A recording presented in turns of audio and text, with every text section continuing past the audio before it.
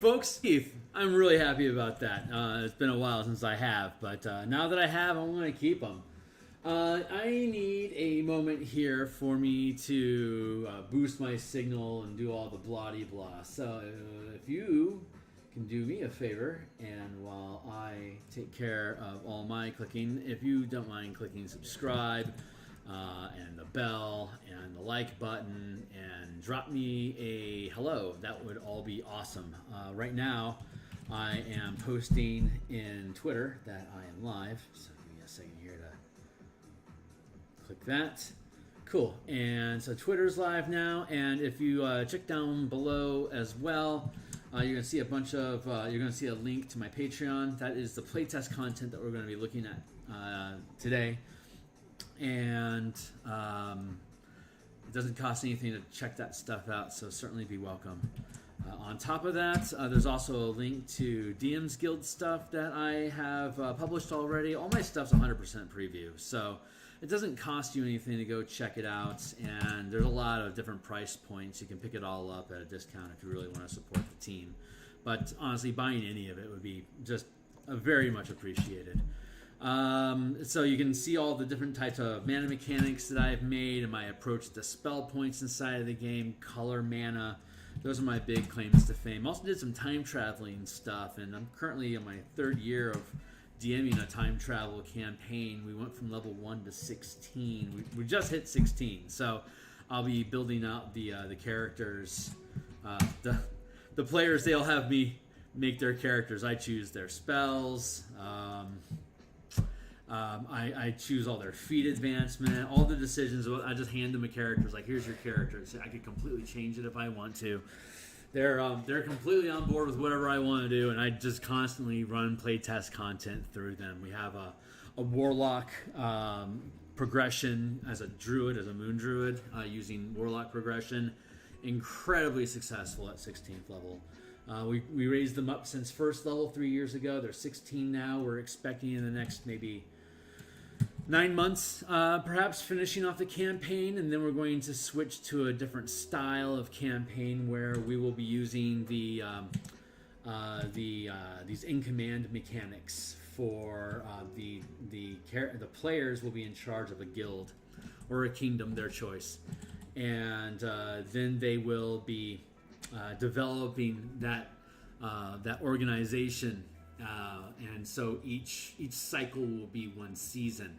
So they'll make for the season, like what kind of decisions do they want to make about expanding their kingdom, like building new structures, farmland, road, whatever it is. However they want to allocate their building resources to develop new resources to help them have a sort of dynamo building effect.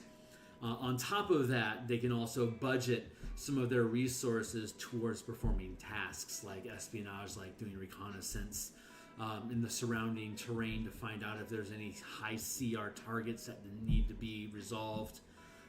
If there's any what's the dominant predator within 15 miles of the community, so they have an eye on those sort of things, which are great excuses for a DM to drop plot hooks into a location or organization driven campaign, so that every season you have a theme that your team is going to follow, and over the course of that season you'll have an adventure involved with whatever those tasks are that your guild is engaging the world through. And at the end of resolving whatever those tasks are as part of an adventure path, you gain a level, and then it's the next season. So we'll go through 20 seasons of game from level 1 to 20. And so that's 20 divided by 4. So that's a 5-year that's a 5-year campaign that they'll be running, from going from zero to hero in a 5-year risky business climb to grandeur. Through swashbuckling adventure, backstabbery, and good resource management. So it'll hopefully be more of a drop in, drop out sort of thing.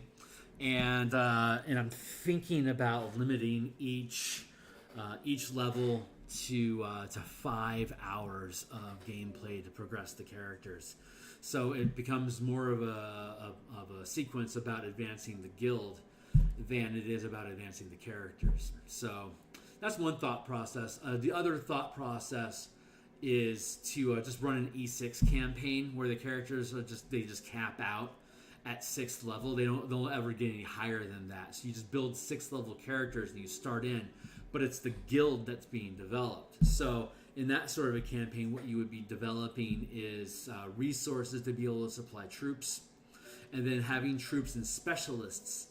Perhaps monsters like an Endersphinx, for example, would be a fantastic sage to have on your team to help you research magic items so that you can craft them with your forges in your downtime. So while you're running a campaign from season to season where you're taking out a squad of E6 characters to resolve one of the tasks on your list, and then let the guild as an NPC downtime activity resolve the other tasks, that then seeds the trouble that your team has to deal with next season. You'll resolve all your tasks. Your adventure will resolve with whatever complications got created previously, and then you tally your level. And you gain your you don't gain a level because you're already E6, but you'll be gaining resources. So hey man, how you doing? So I'm talking about running an in command campaign where your team is in control of a guild or a kingdom. So I'm going to be getting into the stuff that I'm going to be working on today is the Guild and Kingdom section. There's a short list of tasks that we have, and I can run through this stuff real quick, and I'm just kind of babbling right now. So don't mind me. It's let me shrink this up. There and there. Cool. So all this stuff is going to be in the playtest document that's on my Patreon in the link down below. It's free to look at. I just want you guys to mess around with it. But once we're done with guilds and kingdoms and NPC specialists on how they scale from rank 1 to 5. And now we're in the process of building the tasks that these NPCs and guilds and the organizations are performing for your characters. So basically, tasks are downtime activities that your character doesn't spend their time doing during downtime. What they do during downtime is command a guild, or command a kingdom, or have a nomadic army, or a fleet of pirate ships, or an interplanetary shipping organization that works out of the Radiant Citadel. You build an organization, and then you have that organization invest resources towards different things, like lore for wizards to be able to accrue power, scribe scrolls for you, and do other planar research for you to gather information through. Or you could have a religion focus like paladins, clerics, and monks, having a really powerful like astral monastery where enlightened beings travel astrally to meditate at this shrine that you're creating, and it becomes a nexus of like divine energy where miracles happen spontaneously.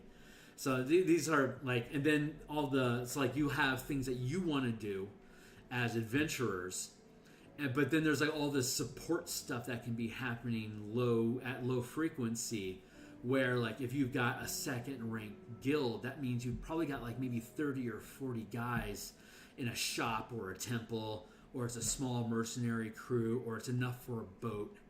So you're kicking around with this crew of NPCs like first edition assumed you would.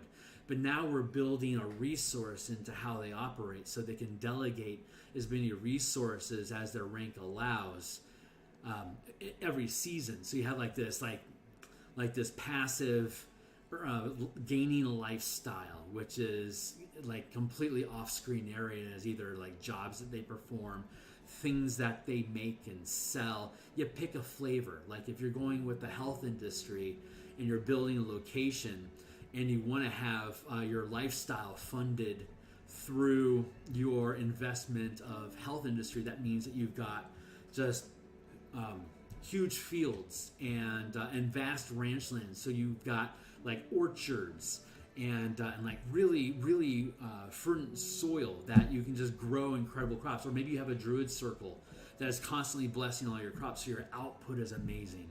So you can maintain this fantastic lifestyle by becoming like this super hub for farmers markets.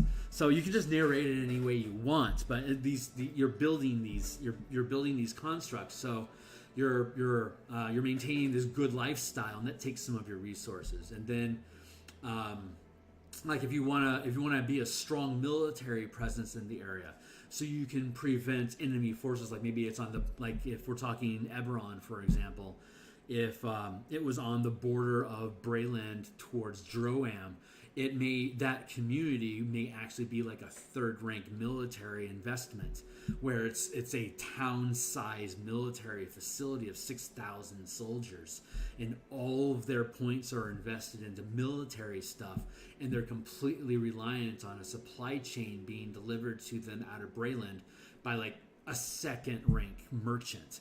So you can build all these different ranks, and that gives you an idea of what kind of skill you're working at. It's like the higher rank of an organization is, the larger scale of combat you can have. Like a first rank mercenary guild can't create squads larger than you can use on a 5-foot square, which is like 4 to 16 troops about. If you're a second rank guild, then you're working at the 50-foot scale. You can muster maybe 300 soldiers to fight a significant battle. But it would have to be a third rank to get into the thousands, and then 10,000s. And then if you're a fifth rank, it's 5 foot, 50 foot, 500 foot, 5,000 foot. 5,000 foot is 1 mile, and then 5 is the 50-mile range. If you're a fifth rank military organization, you're able to assemble hundreds of thousands of troops to be able to completely just do a land war at the 50-foot scale, at the 5-foot mile scale. So anyway, so let's see. I still find it strange that monks are martial artists and key users instead of anything in the general religious understanding of what a monk even is. You know what? This book that I'm building is hooked pretty deep into Balduran's Guide to Building Kingdoms.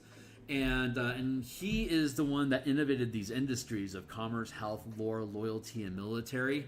The way that he builds kingdoms is that they have a stat sheet, and each of these industries, these 6 industries, are ability scores that scale from 0 to, which is you have 0 presence in that industry. Like a farming community would have a stat in health.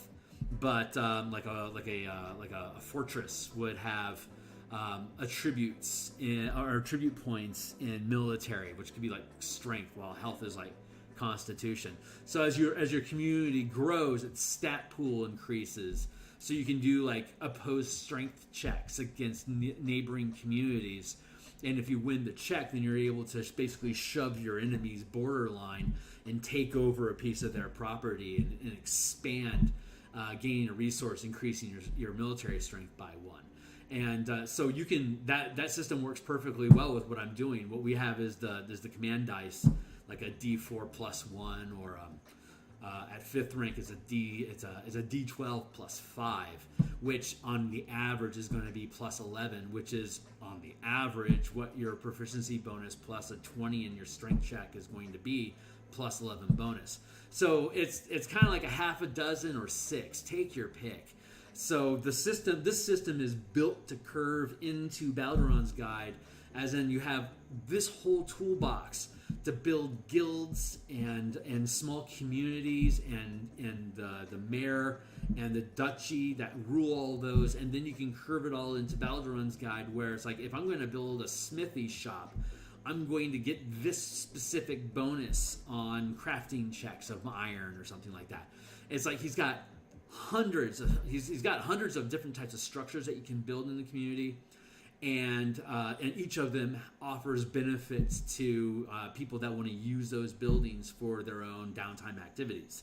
This just leans further into that paradigm of your characters don't even have to be involved in it, but they can be. So here's how you scale from an individual character trying to do this stuff to an organization of thousands of people organizing together. Like if you're going to build a boat, you could be like Loki and the Vikings, carving out a boat himself, because he is a specialist. He is a 4th rank specialist carving out a boat by hand. Or you can have a shipwright that's a 4th rank organization that has a whole shipyard, and has a supply chain to a forest, and has like 6 woodwrights that carve it all up into the size of wood to the exact specifications that they need to mass produce boats for war. They're both 4th rank. They're both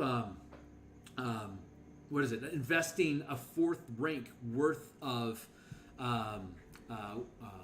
effort into performing the task of making a boat, but they're at an incredibly different scale. So your character operates at that NPC scale. I can create an amazing boat with my hands, but if I instead ran Cannith, I could instead create a living forge and create war forges by the thousands, and I could sell them to nations which are themselves using the same scale. They're purchasing these warforged as a resource and then expending them as a task to go attack Braelin's border.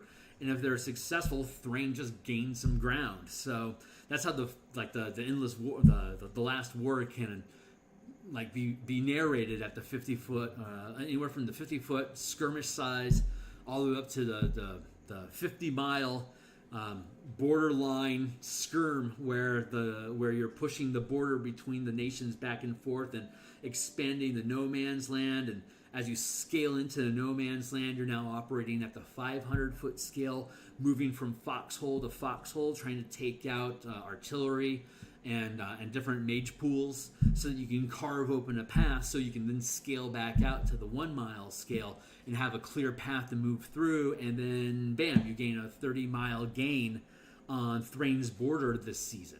So let's build infrastructure behind it, put up a fortress. You guys, you're now recruited and promoted to running this fortress. You've got 400 guys that are under your command, which you can operate at the 50-foot scale as 8 units. Or you can put them to 3rd rank tasks that allow them to, like, say, construct 60 swords in 5 days so that they can replenish their resources quickly. You just assign the tasks that you want your troops to have, and then you can pace out, like I was saying at the very beginning of this, you can pace out a campaign every season. What are my primary objectives right now? And what are our characters directly going to push the needle on? And we've got 4 other tasks that we have lined up. We're going to let the guild take care of them. We'll roll our command checks. If the dice go well, thing gets done, the world advances. If the dice don't go well, maybe you have a partial success or you completely fail, but there could be complications. And then you stack up, how many complications do I have?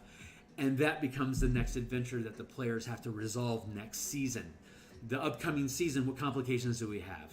What can we do to push our own goals while resolving the complications? If we can't resolve our complications, they start stacking up on us as higher and higher ranked threats that will eventually crush us back down to a 1st rank organization. We have to start rebuilding.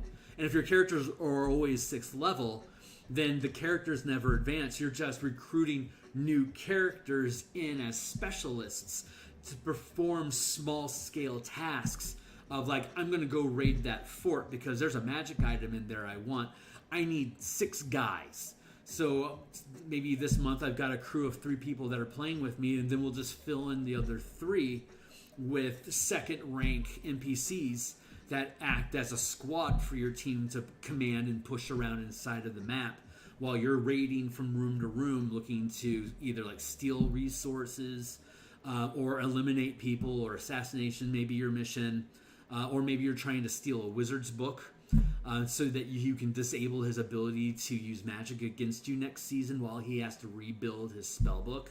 Meanwhile, you've gained his spells, so now you can start investing more resources into training scribes to transcribe those into spell scrolls that your E16 can then take in for a special ops that needs a lot of conjured animals. So you can build these things out, and you can make these resources become available as different rank rewards. As you go through each season, your team gains a new resource, and they get to decide what that resource is, and then you get, using like Balderon's guide as a guide, create some sort of advantage, a point bonus, or like a reaction manipulation that you can, you can even pick up MC DM's Kingdom and Warfare and take some of the suggestions that he has about different things that allies can do for you at different levels. It's that you could certainly borrow those directly as well if you wanted to use a more 5e experience using this, and just use the different ideas that are floating around in different books that are out there. So that's like the stuff. So yeah, this is really, really good for Eberron.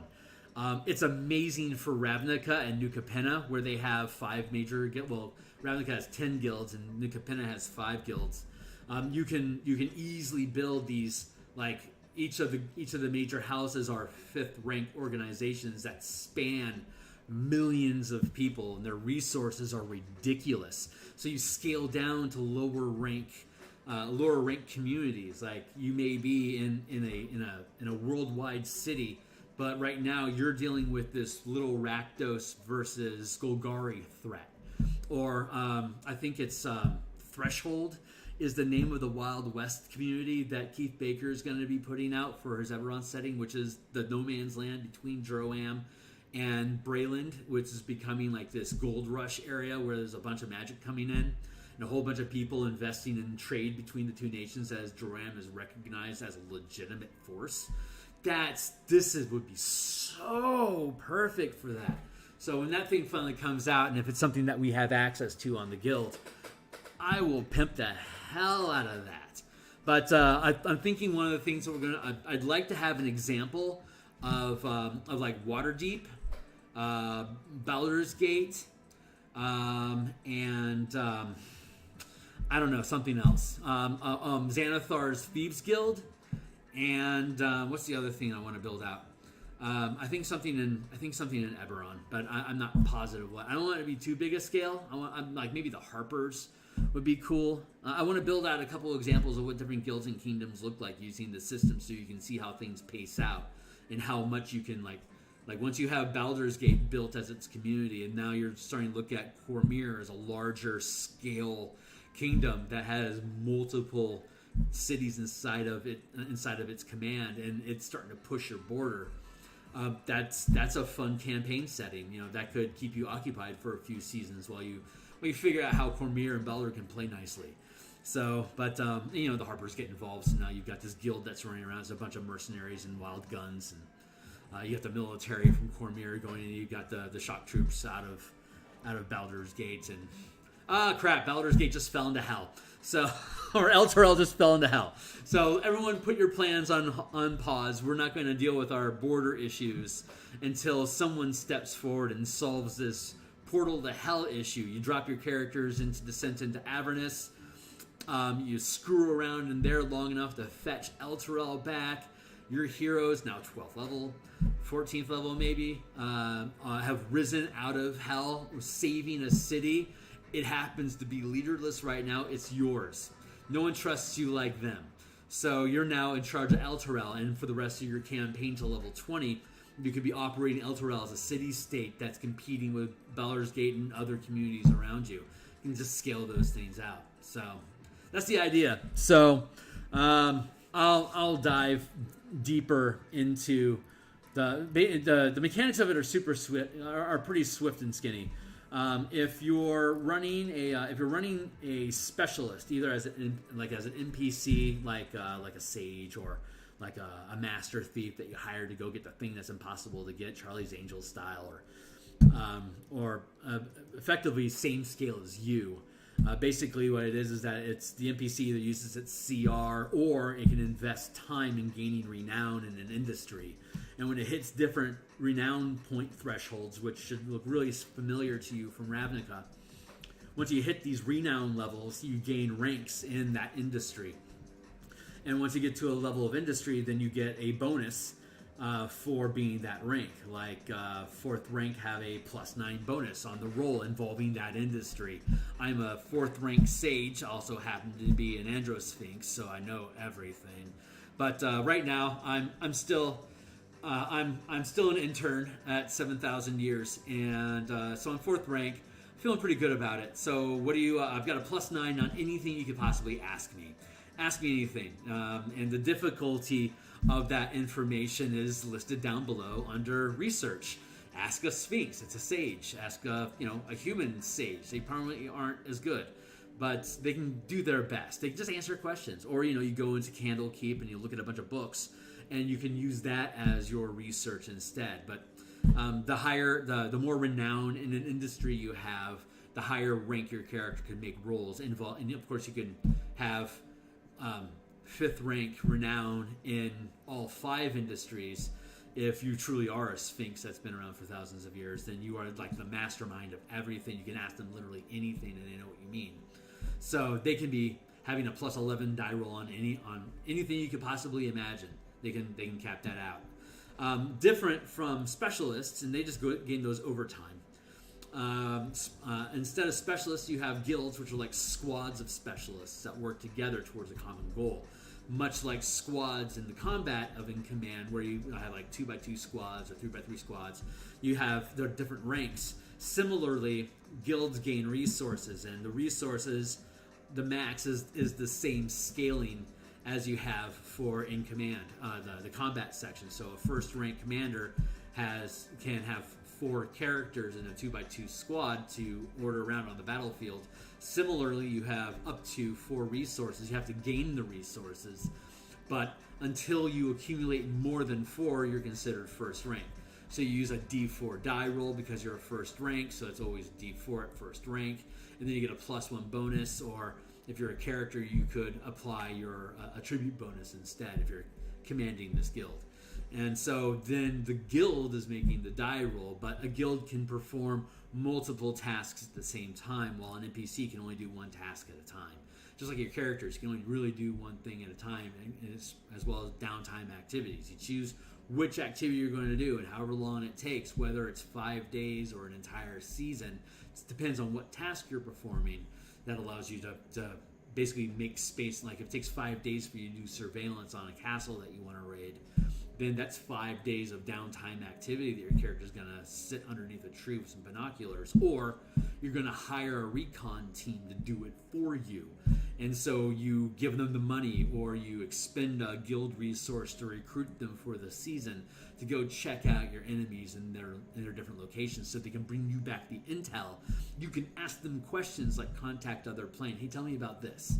Or, okay, that's interesting. Tell me more about that specifically. Or blah, blah, blah. Like you get one question per rank of guild that's doing the recon. So that's that. You spend your resources to create the task that you invest resources into, which can be hiring specialists, or like I have this golem army. I'm going to have some of my golems go search stuff down for me, and so you send forth your Warforged troops, or you've got a battalion of Demir mind spies that steal memories from people and fish around for information in the community to find out what's going on and what can they use to stay hidden from being observed while creating a passive income lifestyle of, say, a comfortable lifestyle, which is, I think, a 3rd rank task. They can be investing 3 ranks worth of resources into just passively manipulating people's memories, that they leave out an extra pie in the morning, and now they've gained 30 pies from this neighborhood, and that's how they're feeding their army of children that are spying and taking coin from everybody by feeding them pie every day. So you're gathering these resources to expend on other things. You just decide what the resource is that you get. You and the DM narrate how does that make sense in the setting that you're in to help drive you deeper into the narrative of the game, so that you're imagining, if I accumulate a resource this season, and it can be in the industry, and it can have a fluid description, so it's like a general idea of, like, I describe my character as being strong and gruff, but I could just as easily have described that character as sleek and empathetic. It's just flavors. So these resources are like the skin that you put on the resource. So if you want to say that this season your characters gain all the resources by selling salmon, and then next season all your resources are acquired by performing mercenary gigs, that's like some split personality stuff, and it doesn't like make sense to flow that way. You could have a community that once farms salmon, and then over the next 7 seasons that dries up and goes away, and now they have to find a new way to make money. So they get into mercenary stuff. Like, you can narrate that stuff in, but you don't want to just like flip the switch. It's just clumsy. It's just like playing a good character. You're playing the role of your guild and your organization as a quasi personality. It's kind of like when everyone falls in love with the ship on the spaceship show, you know? Like when everyone loves the Razi, or when everyone loves Serenity, or everyone loves the Enterprise. It's like Moya from Farscape is literally a character on the show. It's fantastic. Farscape is amazing, but it's that same idea. You can build that into, like, if you have living ships when Spelljammer comes out. If you're playing an elven, like an elven privateer hunting Gith and Illithid alike through the astral sea, your ship is a living ship. You can have a druid helmsman that has a relationship with that ship, like it's its pet, and you can strengthen and improve that ship over time by investing more resources to help it grow, so that it grows new turrets and it has living catapults that it launches, I don't know, pine cones. So like each season it makes a whole bunch of crab apples, and you use it as ammunition to stink bomb enemy ships' air supplies. That's awesome. Like, by the time it gets up to a 5th ranked ship, it's like an armada. It's like at the 1,000 foot scale, and it's just got other ships just hanging off of it like crows on a wire, just all stacked up, just like all these little frigates. And then all the frigates have like 3 or 4 flits themselves. I don't know if you guys know Spelljammer lore from 2nd edition, but elves were freaking cool. All their butterfly ships, they were living ships. It's like, this is literally what it was like. They would cluster on the wings of the bigger ships, and they would just hang off of them until they got to where they were supposed to deploy, and then they'd all drop off. And it would just fill the sky with butterflies and just rain death on an orc establishment. Blah, blah, blah, blah. Blah, blah, blah, blah, blah. So like, there was this big orc versus elf conflict going on in space all the time. Like, orcs had these like these cast iron scorpion vessels that had pincers that would tear through the wings of the elf ships, and they had like these giant like mammoth, like these giant like, they're like hockey pucks, but they have like all these etchings of like mammoths and stuff on them. They're just giant pucks that just slam through stuff. It's awesome. It's awesome. So that was some really, really fun. That was amazing flavor, and I am so waiting for Spelljammer to come out, because I am just going to just dive into and love with that.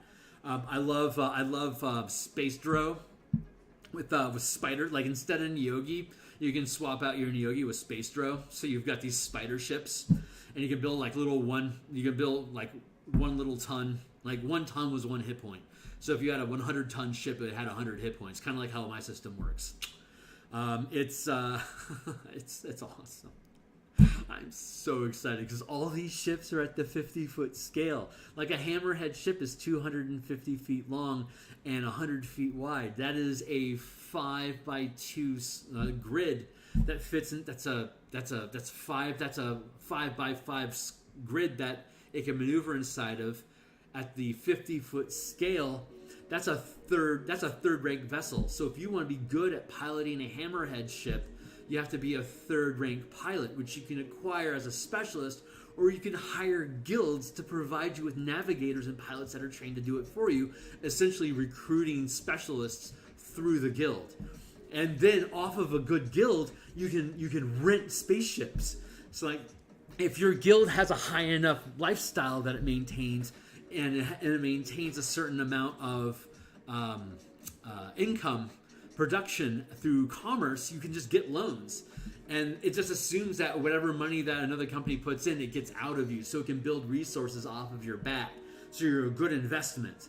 So you can start selling your services to larger organizations that want to subcontract stuff, or you can hire yourself out as a specialist to smaller scale organizations that need specialists on loan.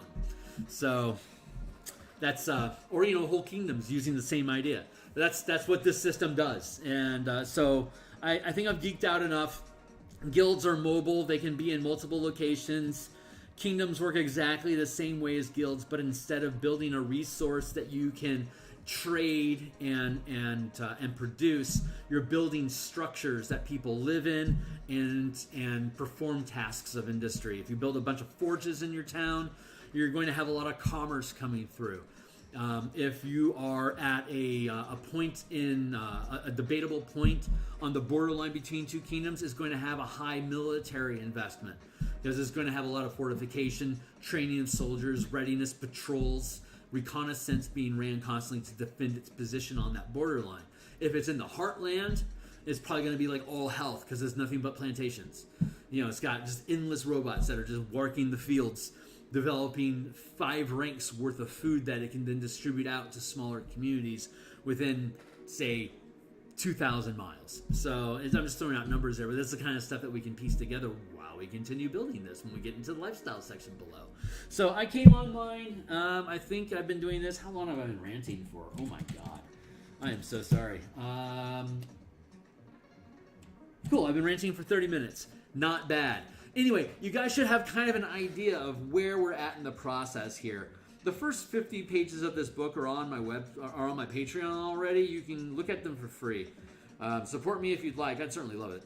And if you can go through, you can see how combat works using the in-command system. And then this is the next, like, page 52 to like 52 to 80 is going to be guilds, kingdoms, and tasks. And at the end of that, you're going to know how can you go from a first level character knowing a couple guys in your village are willing to go chase an ogre out of your fields, building that into a 5th rank mercenary company that spans the continent, that is now looking to defend its borders of reality against astral space and the Radiant Citadel invading its border.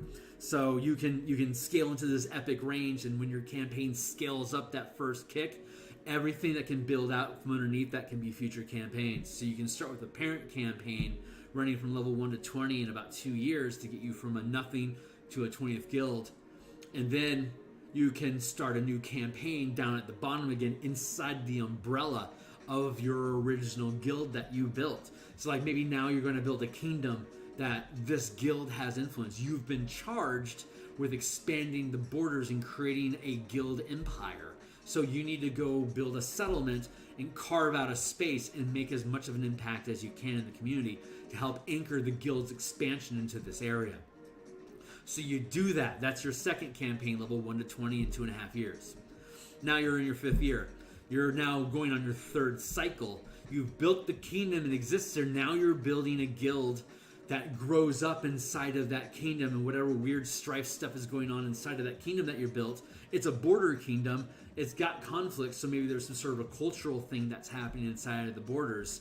And so your campaign grows a guild outside of whatever that conflict is from level 1 to 20 in 2.5 years. And now you've got this massive organization that's built to be like to be some sort of advancement in whatever problem. Like maybe it was like a radioactive magic that was destroying people's health, and then you had to invest in lore, health, and religion to be able to find a cure to this thing. And that's what your organization did as a World Health Organization sort of thing. Who knows, making vaccines or whatever in space. And so you built that up to a 5th rank guild as 20th level characters, and then maybe there was a complication that you didn't expect, and now you're creating aberrations or rifts into another dimension.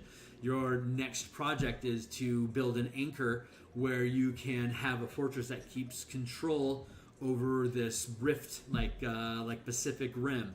So you go from being some skirmishers at level 1 skill, at level 20, you're kicking around 250-foot robots in space, Gundam style. You're your 10th year into your 10th year into your campaign with your friends. You can cycle that way. It's kind of like a fractal. It's every organization can grow, and the longer you let your campaign run for, the further it can spiral into the future. So yeah, I don't know. Maybe you guys are into the kind of stuff, but I've been playing D&D for 36 years. So that's I think about that stuff. Most of my campaigns don't run more than 3 years. So my current time travel campaign is breaking that mold. I'm really happy about it, and when we're getting into this fractal recursion, of kingdom, guild, kingdom, guild, kingdom, guild, kingdom, guild, to cycle through things as E6 campaigns, like I was talking about at the beginning of the stream.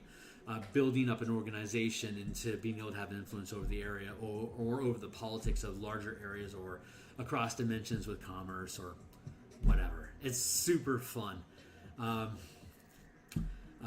think it would be... There's a lot of stuff I want to do with this. Candlekeep, Waterdeep, Xanathar's Guild in particular, the Radiant Citadel, Rock of Brawl, Xanathar's Thieves Guild, Droam specifically, the Principalities in Lazar with all of its princes, smaller island nations instead of like a larger one. That's going to be a lot of fun.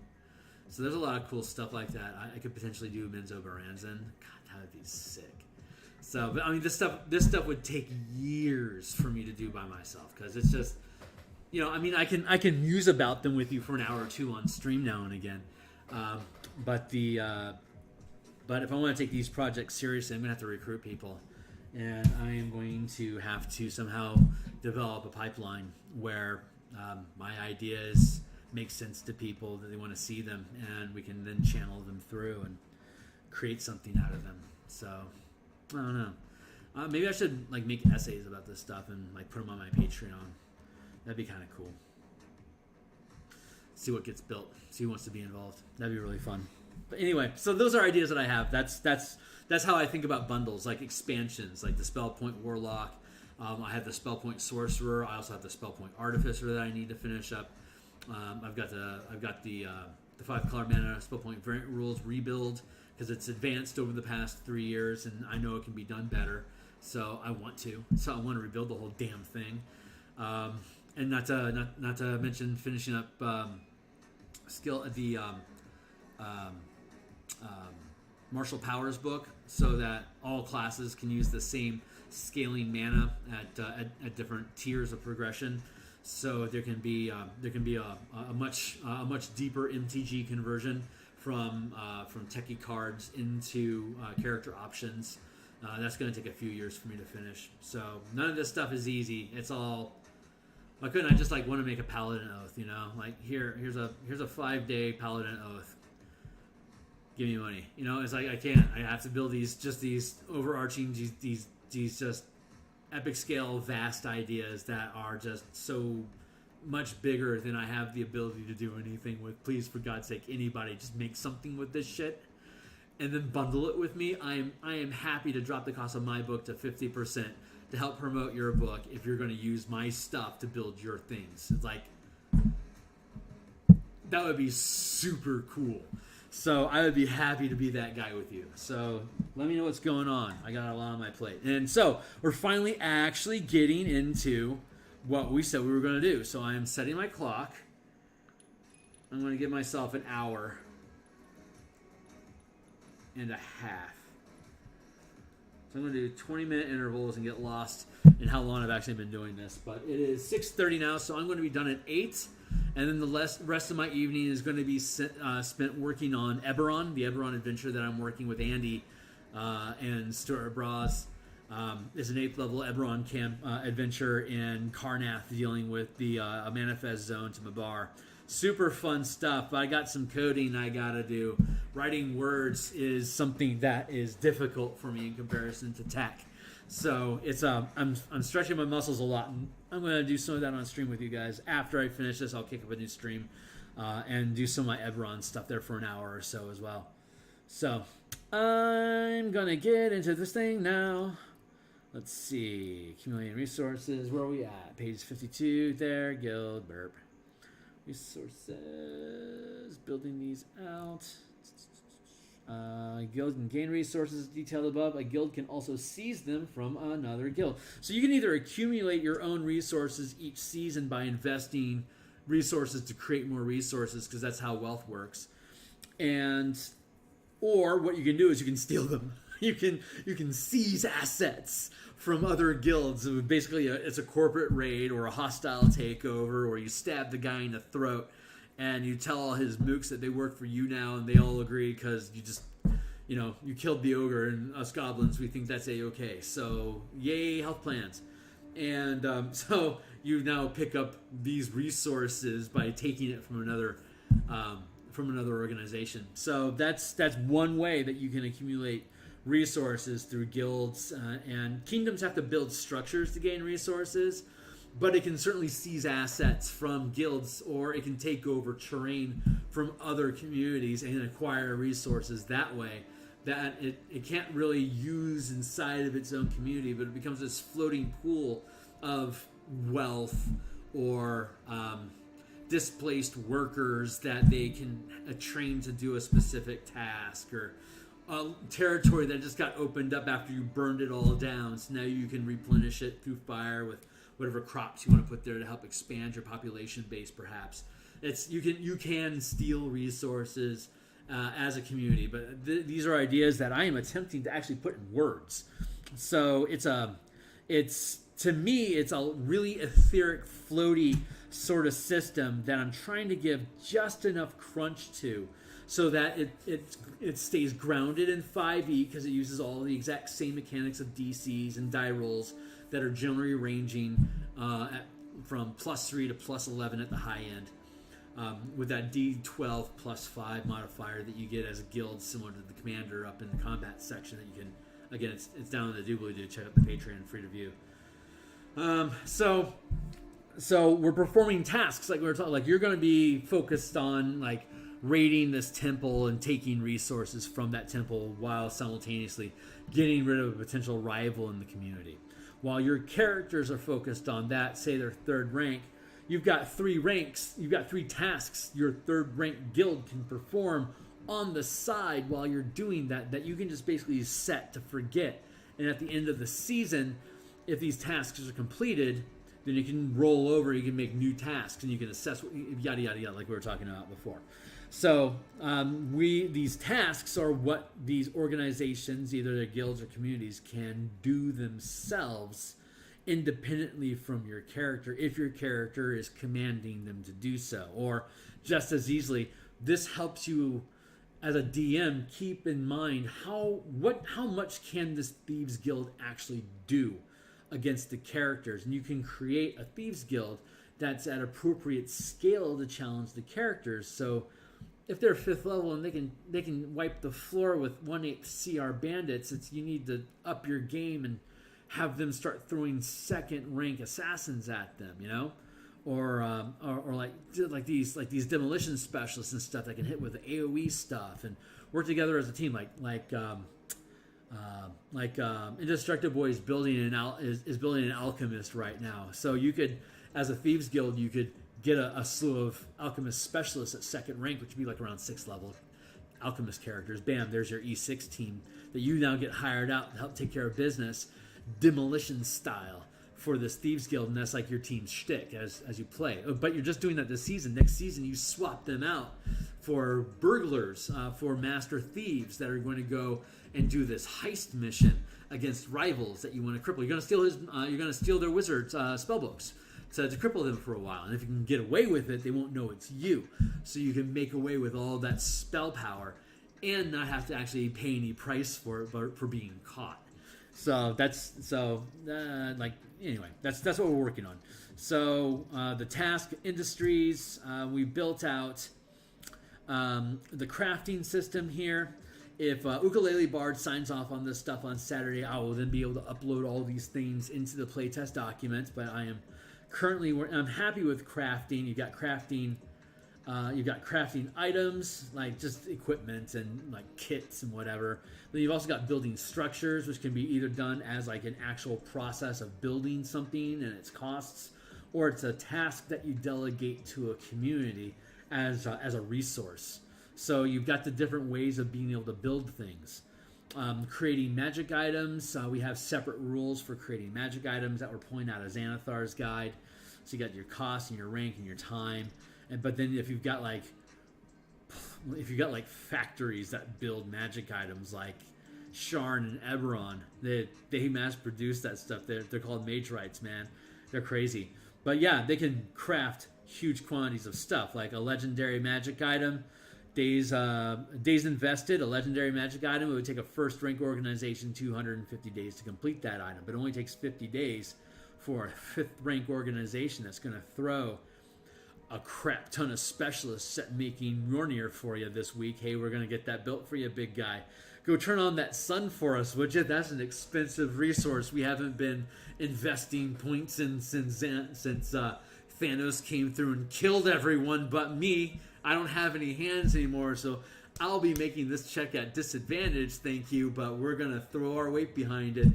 So Thor goes and turns on the sun as his task that he and the rabbit have to go. That's their adventure, turning on the sun, which basically just boiled down into becoming a skill challenge that Thor was allowed to basically roll strength, constitution, and intelligence on. And the rabbit just basically spent his actions using the help action to give him advantage on the rolls. So yeah, he lined up the sun. He opened the door and he endured the pain. That's his 3 successes over the failure. So that's activated. Then he comes back, and then No Hand McGurk, he makes the magic hatchet that Groot helps him with. There you go. That's Marvel operating at 5th tier. At 5th rank, legendary stuff. So obviously they boil it down a lot quicker. They maybe used a wish to burn down some time, but whatever. But yeah, normally you could build like in 50 days. You could have like this awesome facility build something for you. They can build common magic items in a day. They can build uncommon magic items in 2 days. You can see how it scales like that. And like here's the costs that go along with it. But if your guild is maintaining a lifestyle, 5th rank lifestyle, which is aristocracy, then the cost of doing this each season is ignored. It's like you can just afford to do this. So not only do you have to maintain resources for a 5th rank industry, like both say religion for the magical powers that are imbued in the hammer, and the quality of the hammer as say a military task. You have to maintain 5th rank in military and in religion, as well now in commerce, to be able to afford to do this as just cost of being friends. So that's a ton of resources that got to get spent. Each level of these tasks costs 25 resources. So a 5th rank organization can hold 100 units of resources without having to make a command check. Like if you get over 100 resources, it becomes a little bit too big for you to hold control over, and if you fail your command check, it basically breaks off into a new organization that's either hostile, neutral, or friendly towards its parent organization. Basically, there's so much business that the parent company can't control it anymore. This smaller thing breaks off because it has an opportunity to supply more and grow. So it has this network of, like Waterdeep, for example, isn't just one city with 1 million people in it. It's like 13 5th rank cities that are all clustered together because the parent core capital district grew so much over time that it just spilled resources over into the immediate area around it, and it continued to expand into larger and larger and larger. Now it's got 1 million people. It's like 500,000 people that are actually inside the city walls at any given time, but it's got another 2.5 million people that sprawl 50 miles away from the city, producing resources that are taken back to the city to consume. It is operating at the 50-mile scale of combat. It is its own nation. Very small, but its own nation into its own right. So that's scaling there. That's how these resources happen. So you're using these resources to perform tasks. Say a 3rd rank, you can perform one task at a time. Like simultaneously, you can perform one task equal to your rank. So if I'm a 3rd rank organization, I can be performing 3 tasks at the same time. If one finishes sooner, then I can cycle in something else to fill that gap. So I've always got 3 passive activities. Or your DM may just decide you get 3 tasks this season. If you get finished fast, then it's just filled with NPC busy work. But just those 3 significant tasks happen.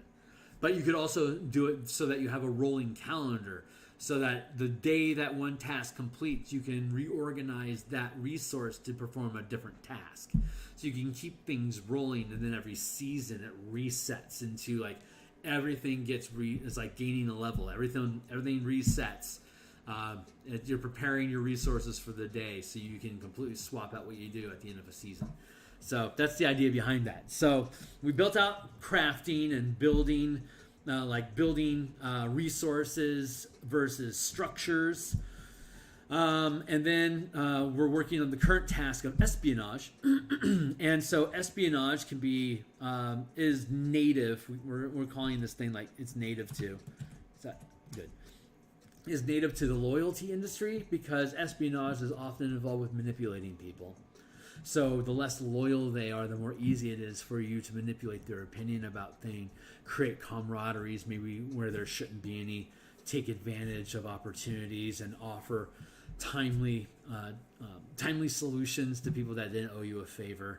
That's kind of the loyalty industry.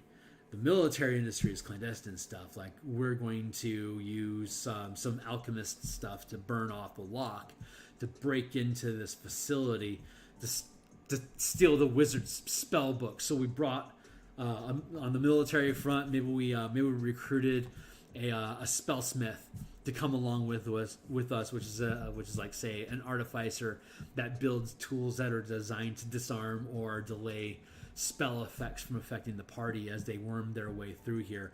That's what I call the fourth pillar of adventure. I mean, let's be honest. The fourth pillar of adventure is shenanigans. That was a dead good call by I think it was damn it, I can't remember the streamer. But God, he's so great. But so you've got combat, you've got exploration, and you've got social. Those are the three pillars. Obviously, the fourth pillar is shenanigans, which is why is our party performing this task? Because it's ridiculous and it's awesome.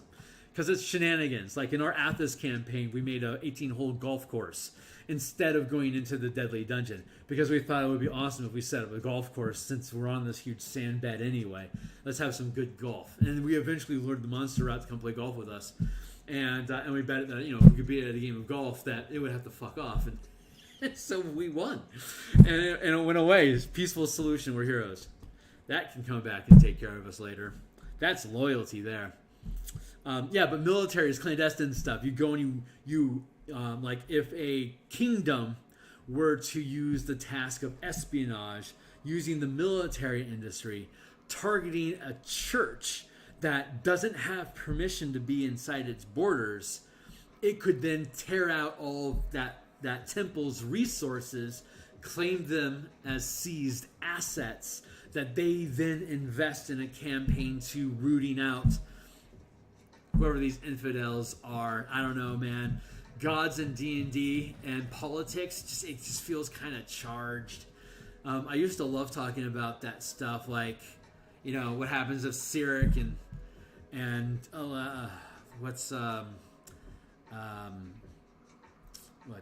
what's her name? Shadow, or I don't know, the goddess of magic that hates Cyric with a passion. What if those two guys suddenly have churches in the same town? What if he doesn't have permission to be there, and so he's basically classified as an illegal cult?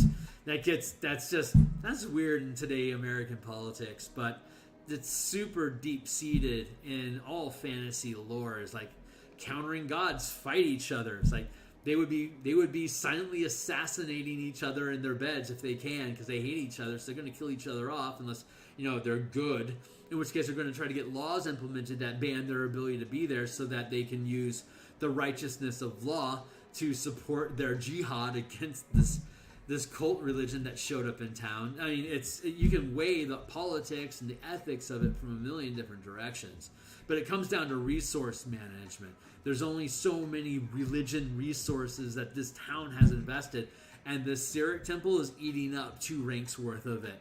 That means that Saloon is only able to key into 3 ranks. She wants 4 ranks, but while there's a rival temple in the community, the faith of the community is broken up too much between religion and loyalty for them to be able to accrue enough resources for them to ascend to a 4th rank organization in the community. So one of them is just that Cyric's got to go.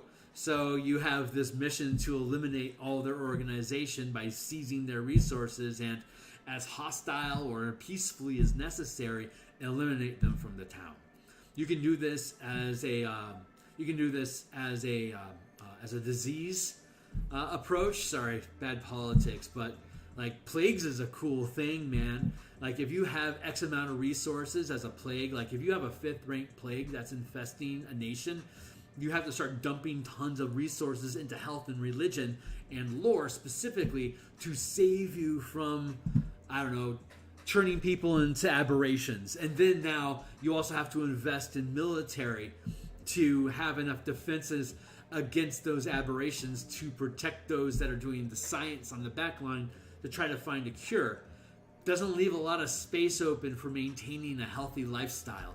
So the nations are completely impoverished, and everyone is in the military, or if they aren't on the front lines, they're performing necessary tasks of creation on the back lines to try to stem off this disease from destroying the world.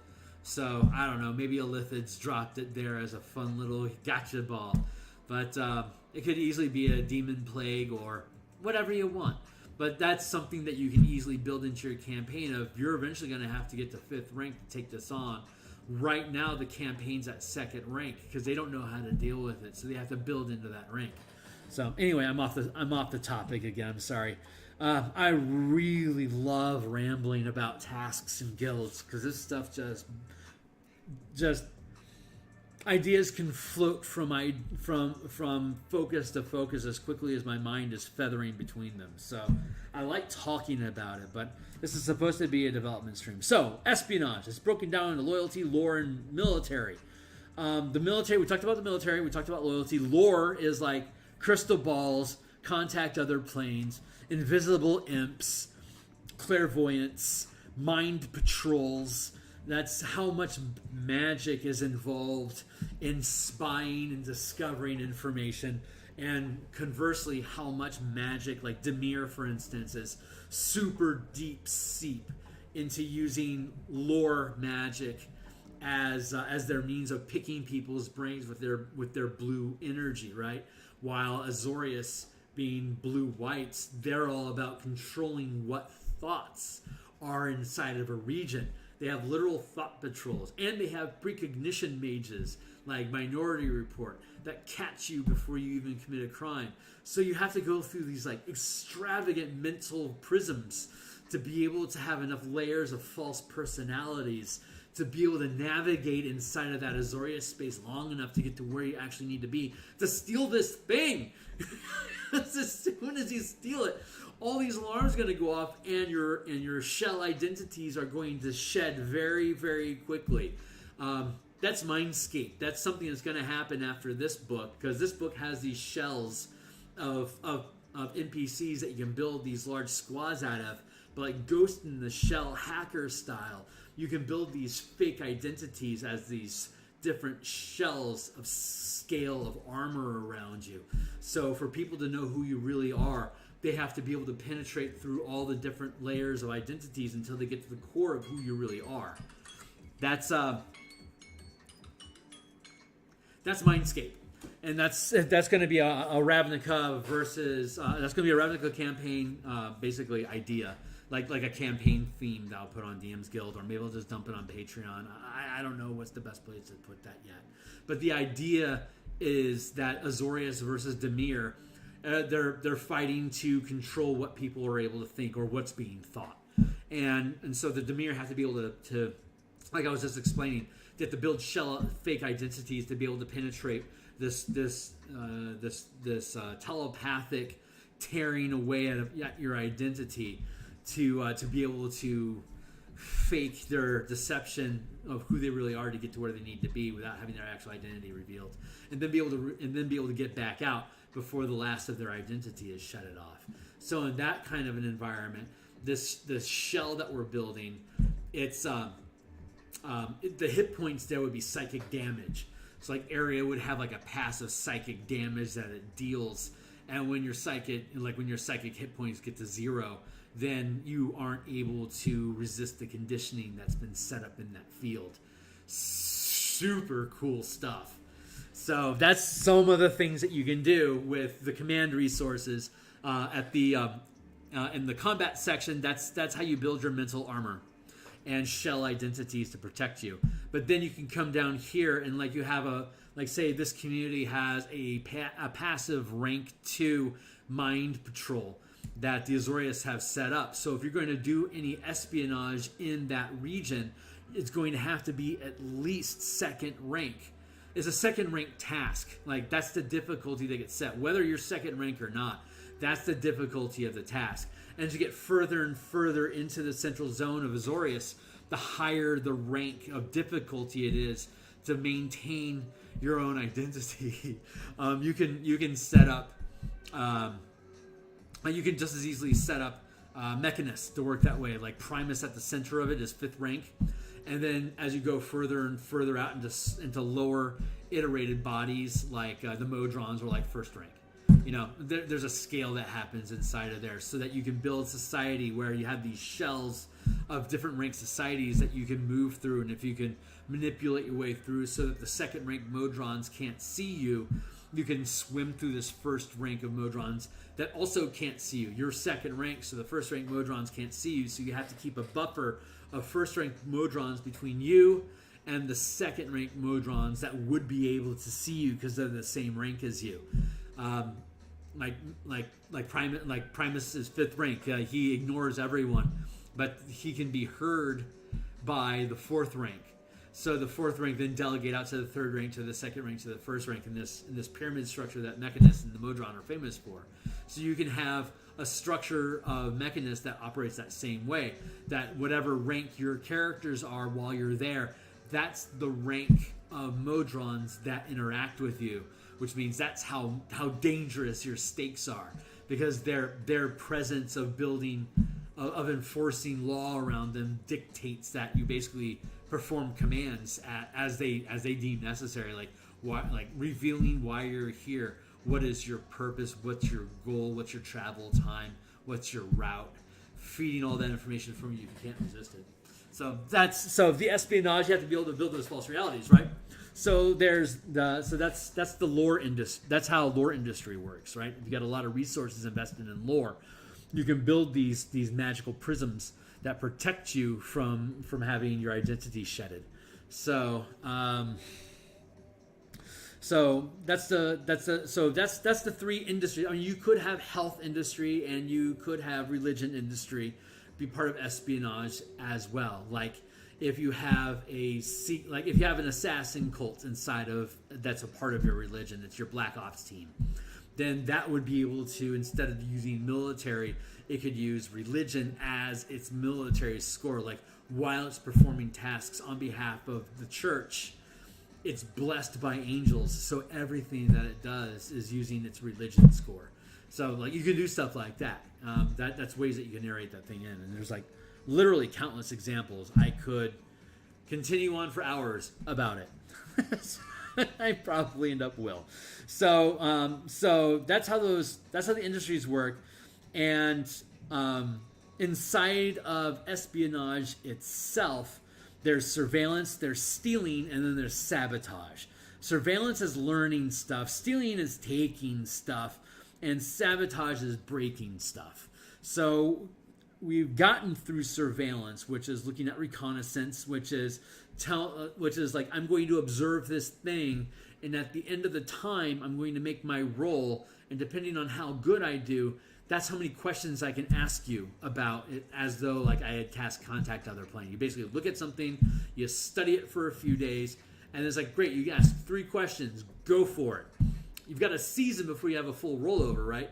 So that means in 5-day blocks, you can potentially roll out 30 questions. If you're a first rank, if this is a first rank effort refers to either the rank, the NPC specialist performing the task, the PC, like a 6th level character, second rank. An NPC with 10 ranks in lore is a second rank sage, for example. That's the rank, and that is the rank of effort that they can invest into a task. It's their own value. A guild can invest resources into performing a task as well. So a 5th rank organization would have up to 100 resources without a problem and could invest 25 of them into an industry to perform tasks this quarter in that industry at the 5th rank of effort, which means you'll be rolling the D12 plus 5. If you put 0 effort into a task, you don't invest any resources with it at all, kind of like America getting through universal health care. That's like they have 0 resources invested in actually achieving that goal. Bernie Sanders campaign, some progressives, some people on both sides of the aisle that think that that's a good way for America to use money with health care. Their little second-rank organizations are putting as much effort into it as they can. They've got 2 ranks of effort into it. But the U.S. government as a 5th-rank organization, a superpower of the world, it's put all its resources into, I don't know, subsidizing rich people and military and healthcare, into health pharmaceuticals. So it doesn't spend any resources on passing legislation for universal health care, but it spends all of its resources on giving tax breaks to those organizations that want to privatize it. So instead of our resources going to taxes to pay for a blanket lifestyle from 1st to 5th rank, instead the money the resources have to be spent in each household, and each household is a 1st rank guild, my household. And it is nothing compared to the 5th rank organization, which is the pharmaceutical industry. So it's got a bunch of little 1st rank guys that can't even hit the DCs necessary to have a success against these organizations. So the little guy just constantly loses because he can't get enough people together in a 5th rank union to say, wait a second, we're equal to you, and we are now going to punch you in the face, commerce style. And so then the corporations are afraid they're going to lose all their lifestyle and their resource money. Do what we say, or we're going to seize your assets using military force and strip you of your resources so that you become broke. And they say that we can't. That's nope. A 0 commerce score equals death to us corporations. So whatever we can do to protect our commerce score, we're all about that. We will give away all our other resources here. Have some free healthcare. So I'm being snarky about American politics right now, but this system just folds eloquently into it. So you can observe these different areas, and the information that you want to observe about it is the difficulty of the task, right? So now that you know, like a 5th rank organization having to roll a DC 25, having a plus D12 plus 5 bonus, you're basically going to anticipate having like roll like maybe like an 8. Like a 4 and a 14 or an 8 and a 6 on your dice is going to end up getting you to the 25. So it's pretty easy for you to average your way into it. But there's enough the spikiness of the 2 dice, the D20 and the D12 or the D4. There's enough hard spiking that you can usually get these things done, but there will be a little spark of chaos maybe like every 5th time. You could just completely screw it up. And so like not only do you fail the task, but complications happen, which helps build into the system of, well, your team is going to take care of that mess next quarter. So let's roll over the quarter and figure out what our biggest priority right now is, cleaning up whatever mess it is that we have, or can we punt that complication to an espionage team to go steal whatever we need to steal to get away from them. First, let's spend some time observing them, shall we? So you invest your military budget into surveillance, and you are going to keep an eye on, say, this small keep for a while to see if you can find your way into it. It's a keep. It's a 4th rank structure itself. So that's why it's a 4th rank difficulty to find your way into this keep. If this is a 1st rank hut, it's like, how do I break into this hut? It's like, I don't know. Just use our dagger and cut a hole in the leather wall. And now I'm in. It's like it takes no effort. That's really easy to figure out. Like DC 13, you can pretty much figure out when's a good time to hit this hut. But if it's a keep with like 400 guards in it and it's built on the side of a cliff face, it's like, I'm pretty sure there's a secret door somewhere, but it's going to take me a while to find it. So you set up some guys on some tethers on a cliff across the way. You hire some barbarians that can see a mile away to be your recon. There was a fun conversation on Indestructible Boys Discord yesterday about the value of an eagle barbarian, and I will tell you that perhaps there isn't much, but if you blend 6 levels of barbarian in with 14 levels of rogue, that's kind of cool. So that's kind of cool. Or if you want to go with more mana, you could go Barbarian Ranger. When this Martial Powers book comes out, it'll have this interesting scaling system between the 3, so you can actually curve through all 3 of those multi-classes, and it continues to scale up the mana and the power and the martial powers that you can use in your character class to do things like walk on the side of a cliff like a monk all day while having mile-long vision and camouflage your body to look like rock. Like, these are things that you're spending mana on so that you can spy on this cliff face thing. Like, that's some some 13th level shit to do, man. That's 4th rank. So those are the kind of guys that you're hiring to go spy on this place for a week, because they've got like griffin squads that fly through these ravines looking for people like you. So this is the task. Like, it's gonna, like, for you doing, obviously, like, if your team goes out and does it yourself, you would have the opportunity to attack the griffins. Like, you would tear that thing apart yourself. Like, I'm going to go tear down that fort. I'm not just going to spy on it. I'm going to tear it down. But I'm busy right now because Alithids keep stealing my babies. So what I'm going to do is I'm going to have my cliff runners go spy on this place. So when I get this baby eating thing taken care of, this guy's a less significant but certainly compelling issue that I now get to explore. Show me some maps. Give me some timing. Give me a heist adventure that I can resolve in 2 sessions, because then we can move on to the next complication that happens when your delegates from, I don't know, Orktopia come back and they're all missing their heads. Oh, great. Now they're sending envoys in the form of infernal machines that they want to burn down all your towns under giant steel monsters.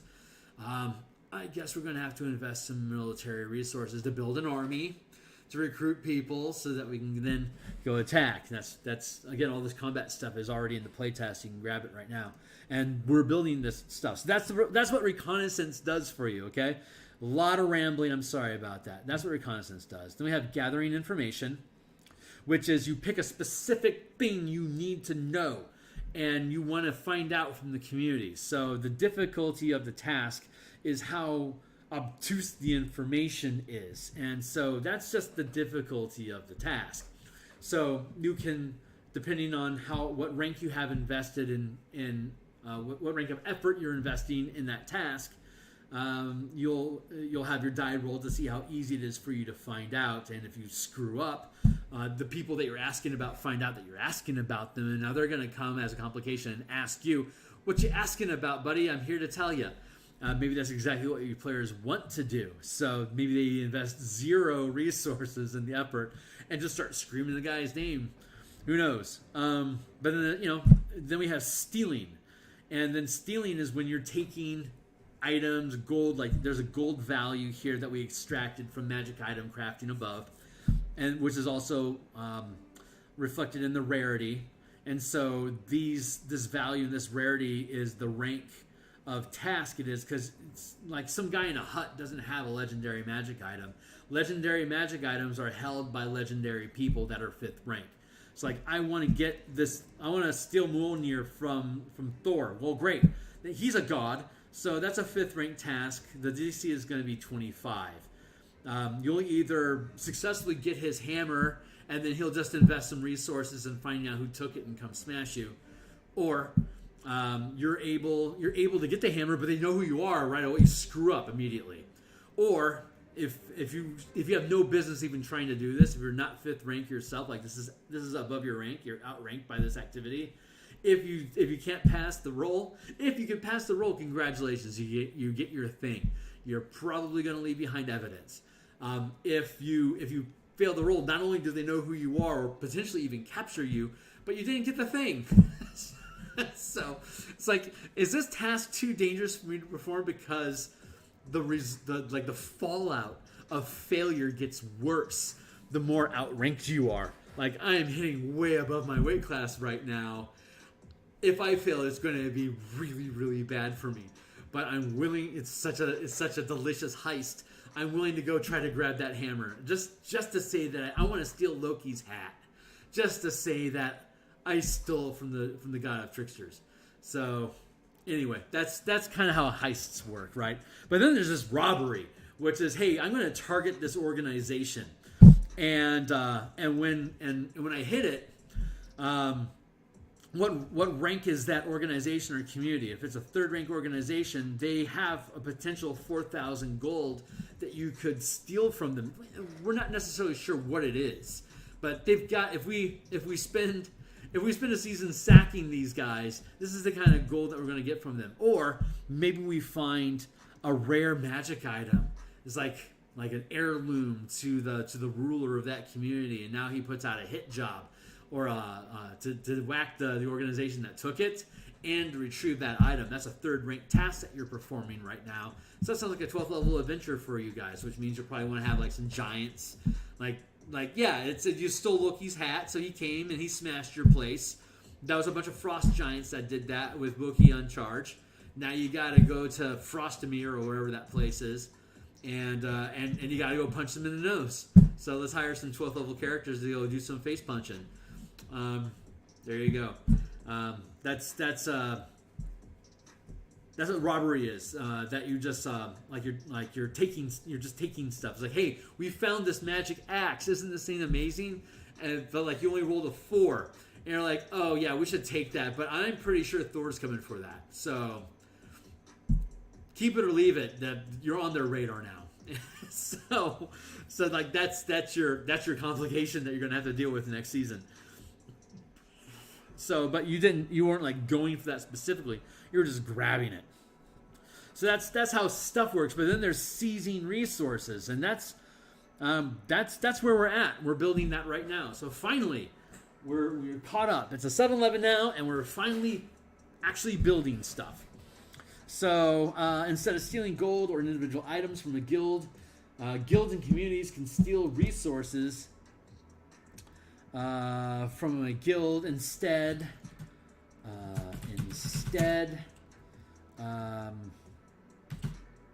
The guild's resources can be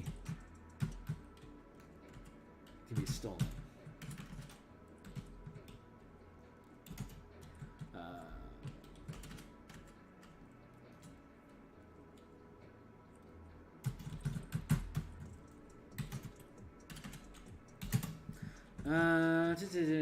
Be taken. Let's see. The rank of effort.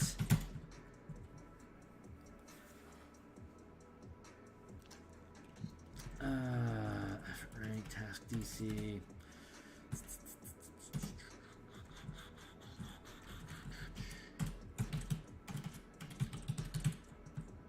Target rank 1 to 5. Task DC is the 13 to 25, the typical spread that we have for performing tasks. Heyo, let's just do this a little bit more.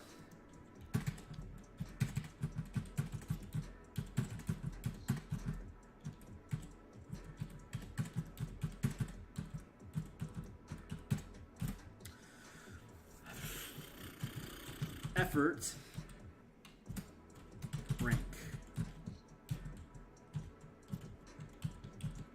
There. Okay, so there's the target rank here, which is if I'm going to, like, if I want to steal resources, if I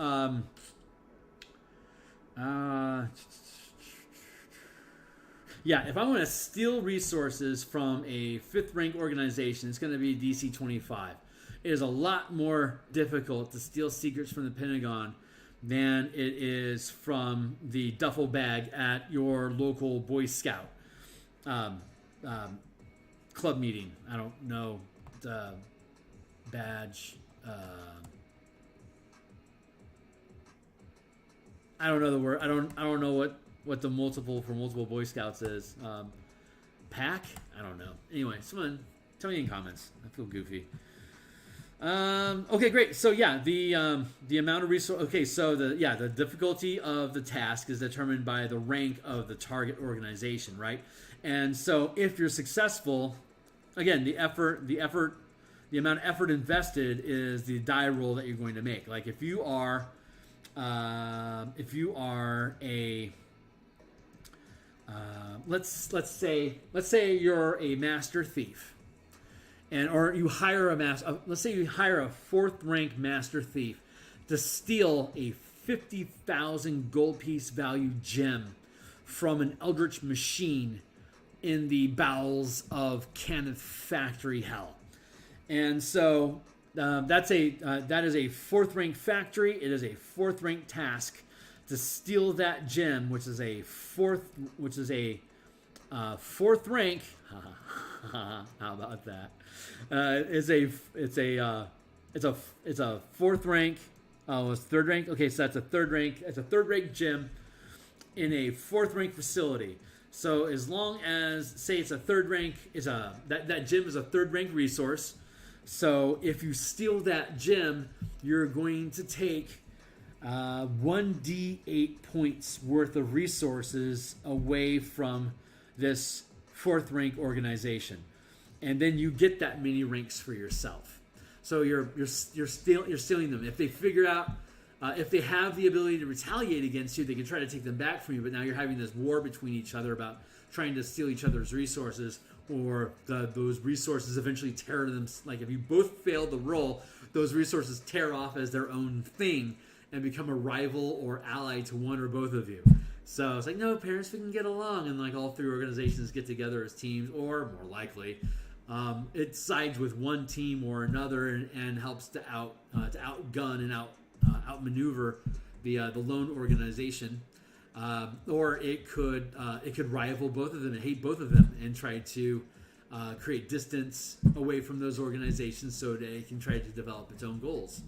So, ain't that just kids? So yeah, that's the task. That's the task of seizing resources, that you take them away, and you can.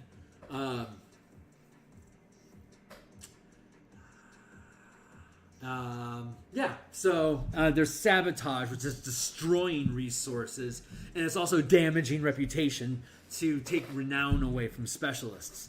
So that's we'll deal with sabotage next, hopefully, but we're going to work on seizing resources a little bit more here. So instead of stealing gold or individual items from a guild, instead the guild's resources can be taken. The guilds and communities can steal resources, be taken. Let's see. Instead,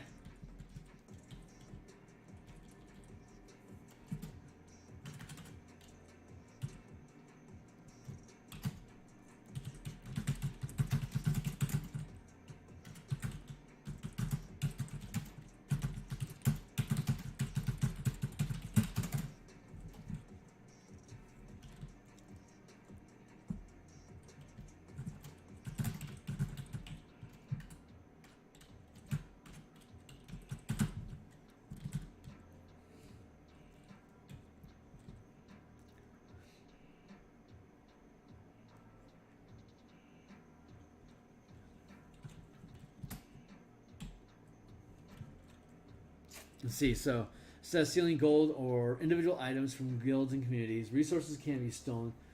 Resources can be stolen from. Let's reword that to.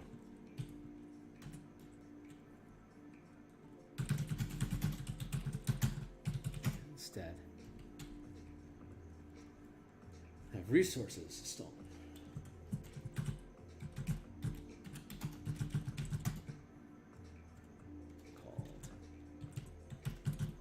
Seized.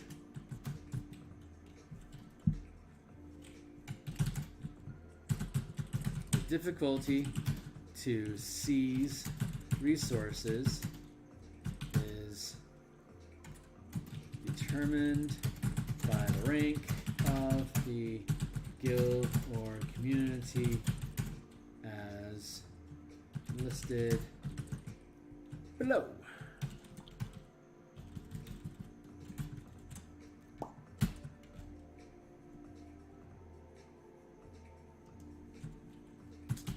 if the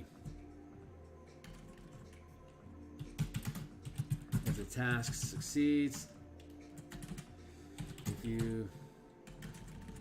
if the task is successful, amount of resources seized is determined by the rank of effort invested in the task. Yeah, we'll leave that there. And then, for example,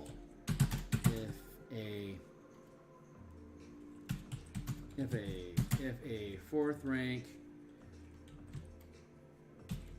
temple has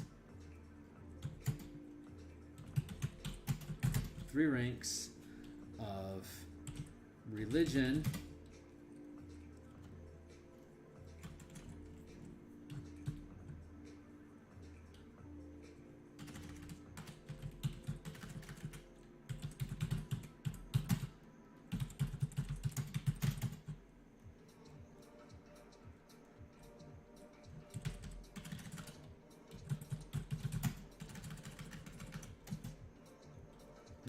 as a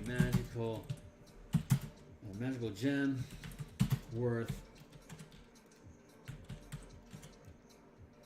40,000 GP. Its fourth rank temple has 3 ranks of resources narrated as a magical gem worth 40,000 gold pieces.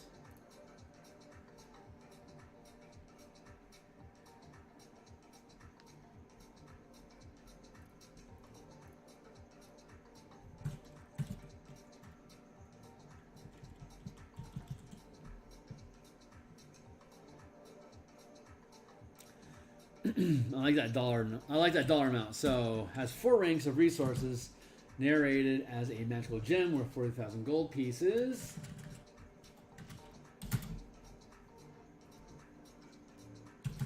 A master thief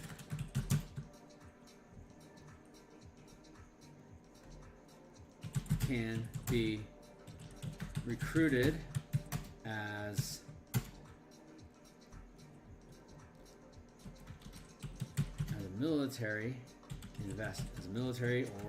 military or lore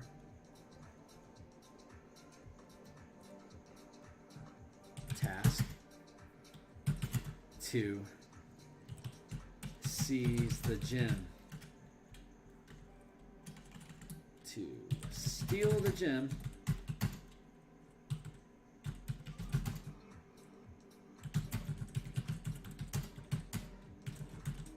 seizing the resources it represents. A fourth rank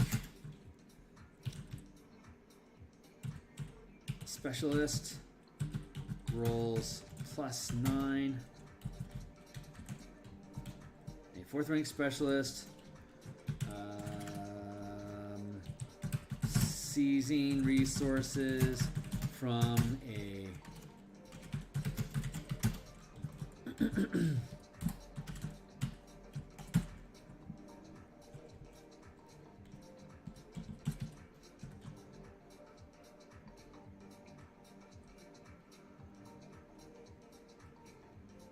seizing the resources represents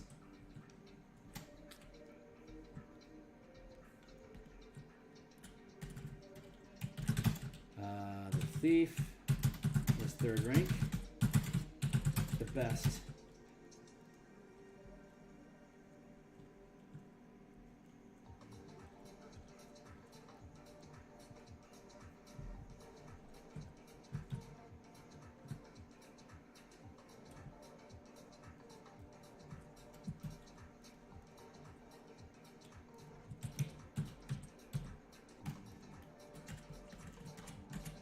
See, the thief is 3rd rank, and the task is 4th rank.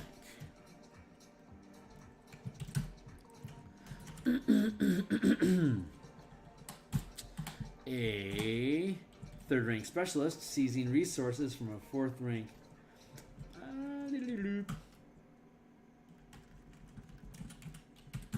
Rolls the 20 plus 9 on a task check DC 22. If the task succeeds, the roll. If the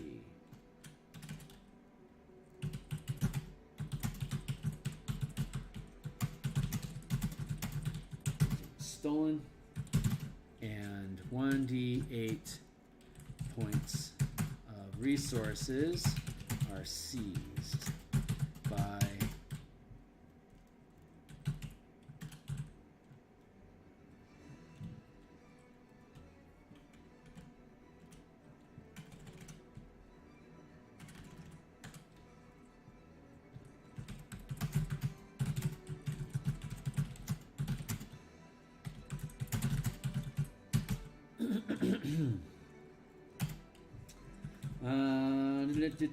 so if the check is successful, the gem is stolen, and 1d8 points of resources are seized by the organization that hired the thief. If the check fails,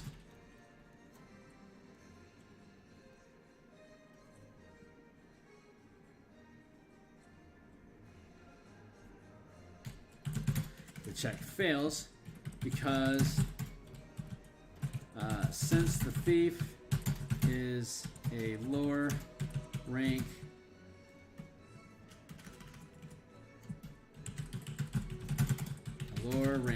task than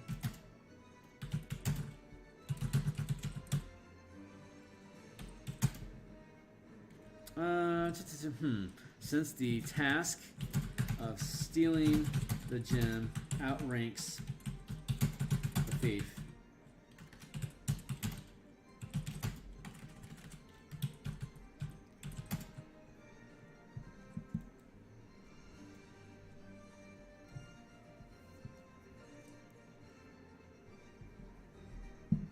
I didn't do that. I didn't do the fail part. If the task is successful.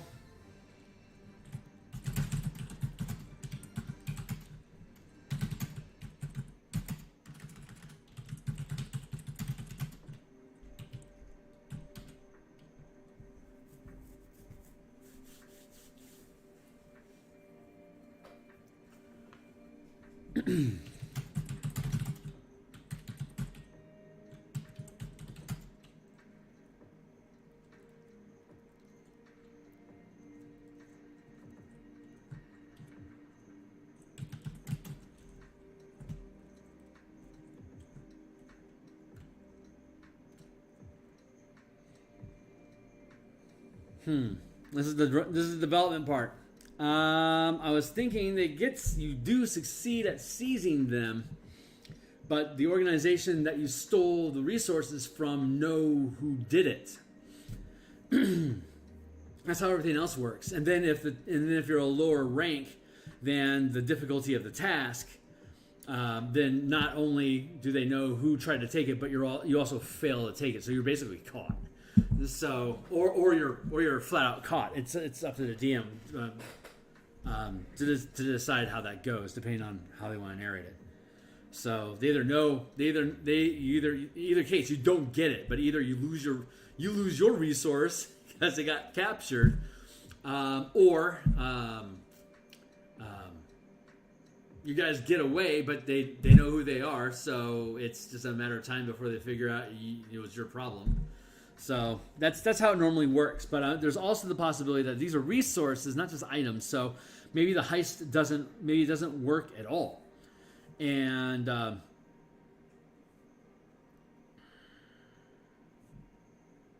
but then what would happen if they're outranked? Like nothing? Would it be just that simple?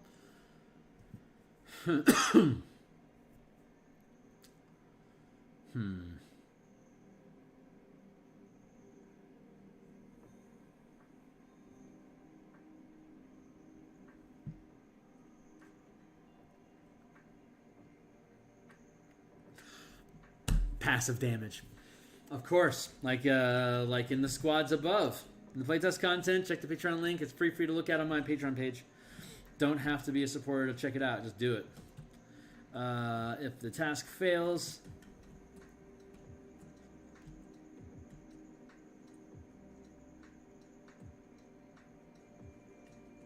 that's how we do. If the task fails,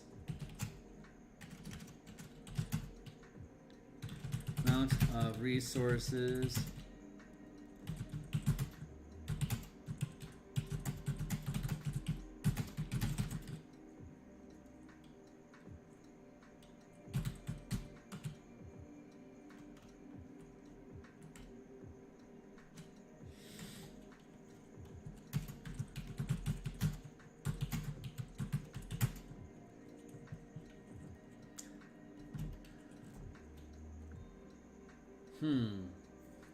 maybe just the task fails. Oh, there we go. That's how to do. If the task fails, no resources are seized. If the task outranked the effort,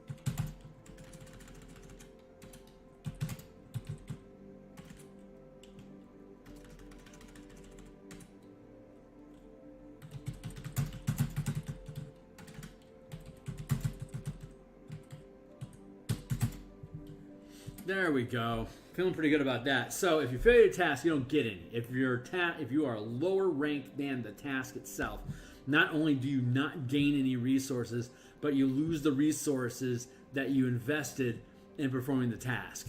How does that jive if you're an NPC that doesn't have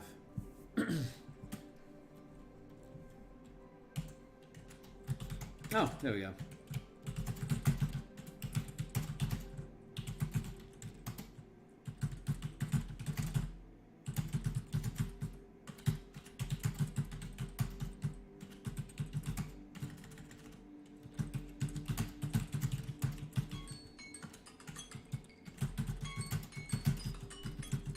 They're captured or killed. That makes a lot of sense.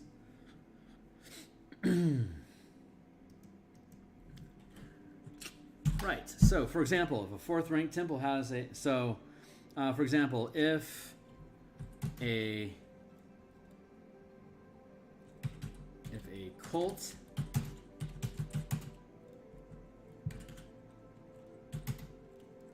targets a fourth ranked temple that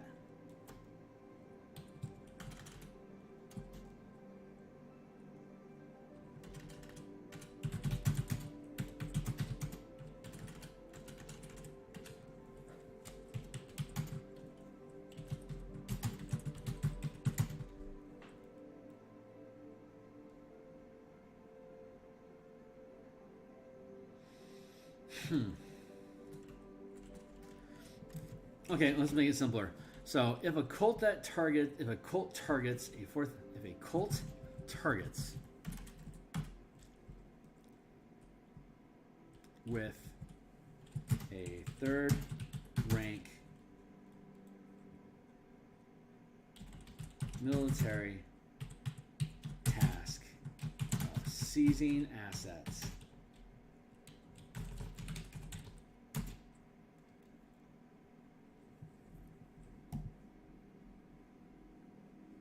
If a cult targets a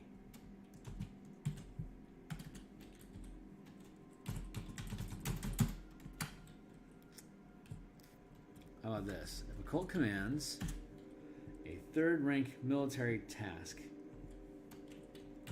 to seize resources from a fourth rank rival temple,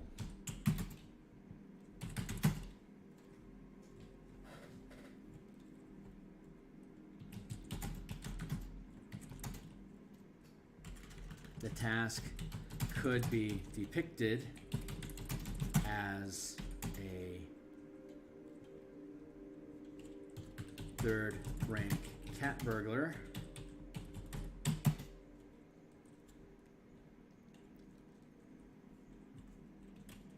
and the fourth rank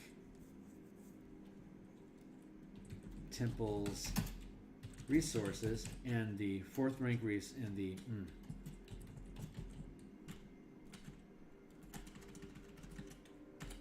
that rolls a d20 plus. Nice. I like how this is flowing now.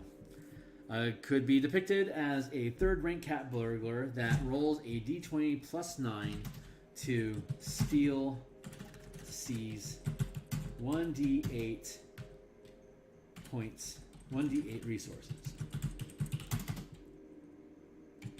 The DC is 22.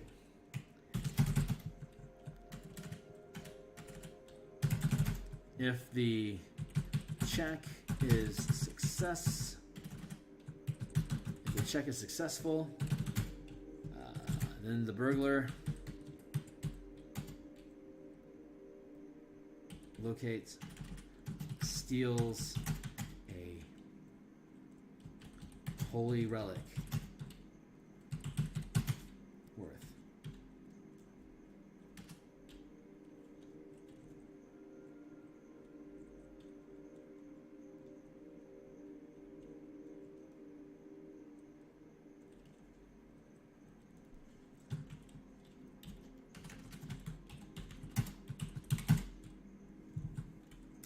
Yeah, because it's a fourth rank temple, so it's a fourth rank cost item, which should be 40k or more. But fourth rank is up to 40k, so yep, I'm in the green. So that works out, just as I had originally yammered about 20 minutes ago. That's how coding works, dude. You talk it out, and then you make it go. I'm behind schedule as usual, but I'm getting there. The check is successful, then the burglar steals a holy relic worth 40,000 gold pieces. If the check fails, not only does the burglar not steal anything, but is captured by temple guardians.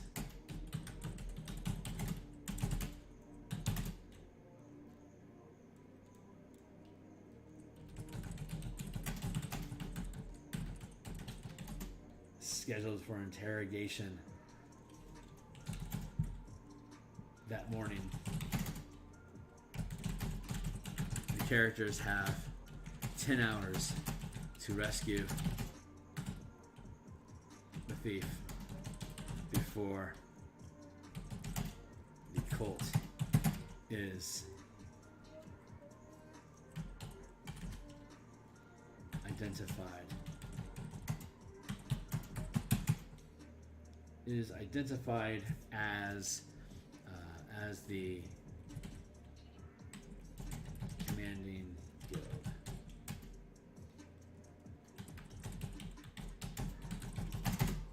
There.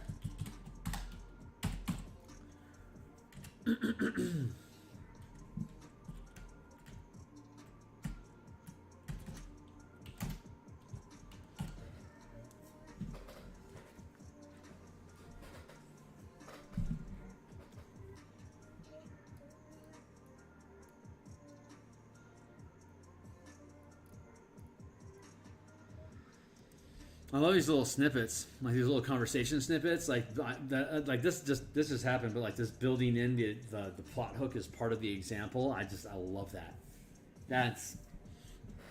That's pretty cool. And this is a 4th rank task, so like you need to have this. This is like a 14th level adventure. So because it's a 4th rank guild that your team has to take on, so your characters are generally attacking things of the same rank as they are. So. And if they're using squads themselves, they're typically hitting one squad level, one scale, one rank higher than themselves. So, like if you've got a 1st rank team, they got a 1st rank squad that's backing them up. They can they can afford to they can survive a fight, maybe more, against a 2nd rank threat.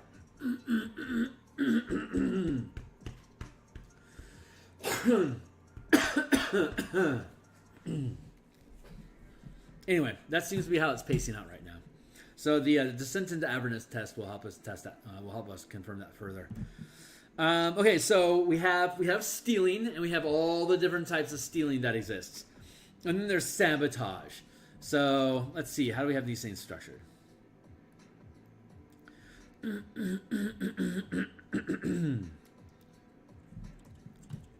we go.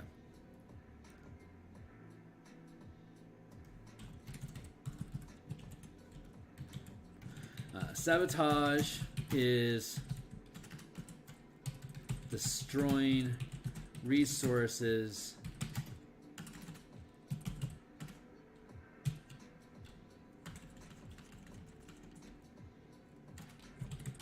items, resources, and renown.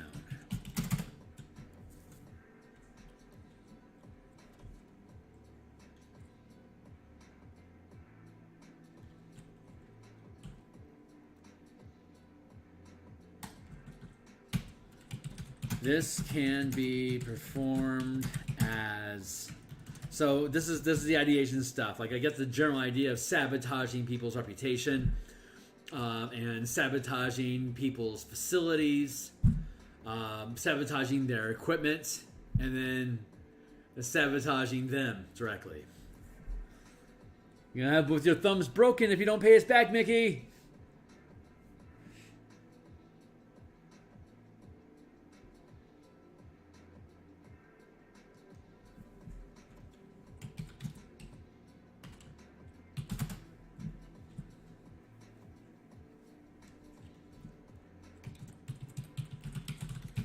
This can be performed as assassinations,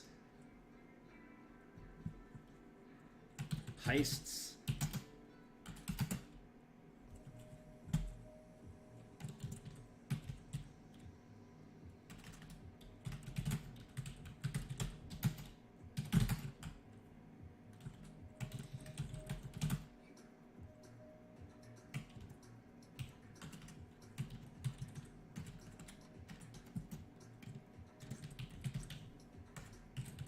let's see.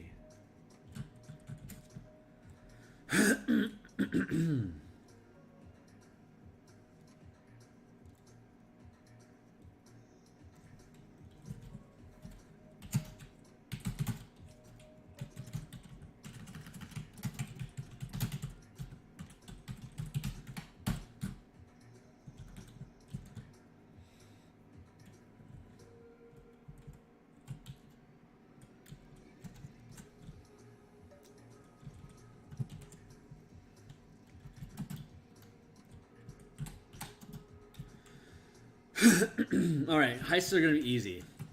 Heists. Same as above, but instead of taking the resources, they are destroyed. If the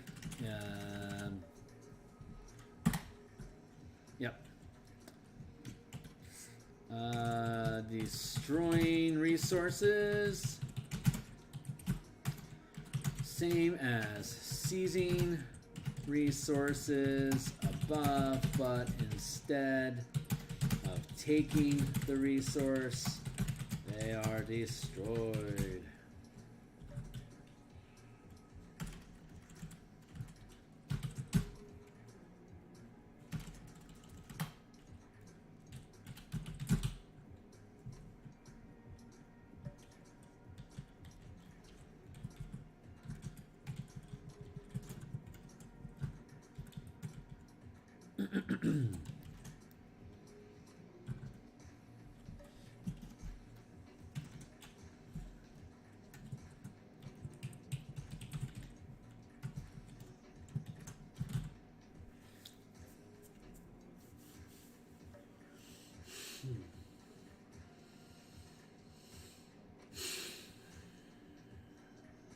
How do I do this?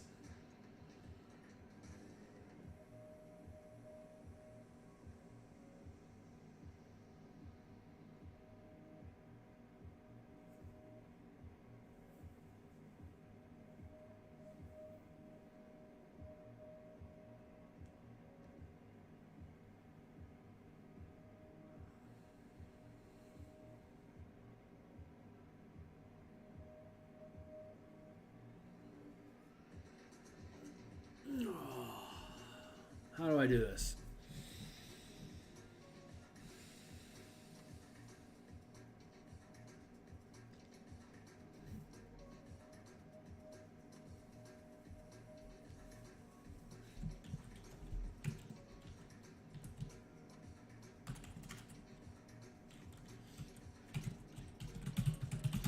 Commanders, specialists,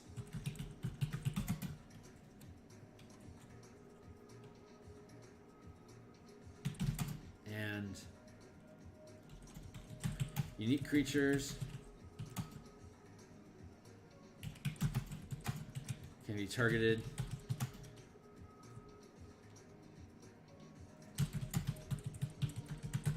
for assassination. To remove them from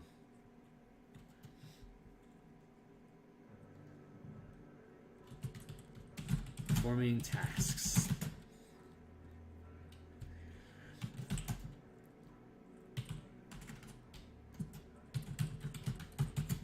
The difficulty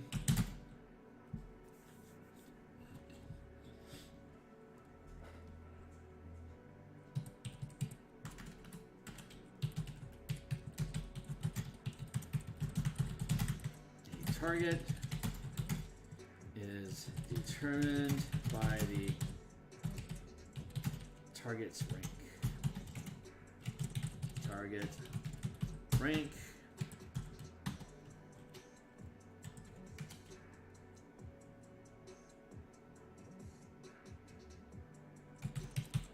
task DC.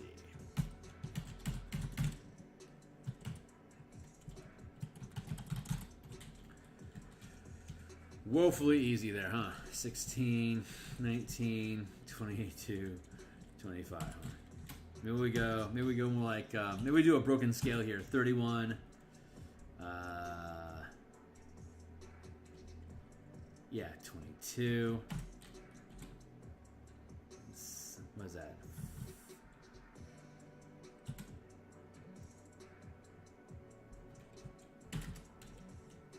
28. Yeah, mathing is hard for me right now for some reason.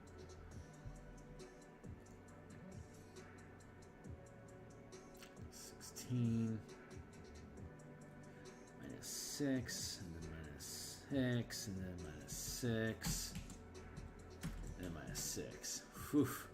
That's barely an inconvenience.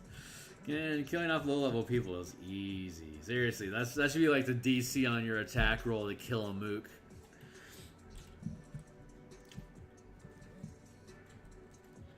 We go 10, 16, yeesh. 16, 19, 22, 25. Yeah, we'll do that.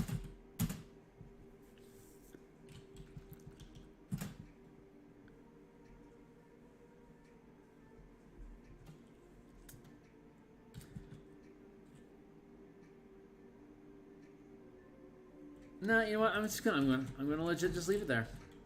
Why break form now? Feels right.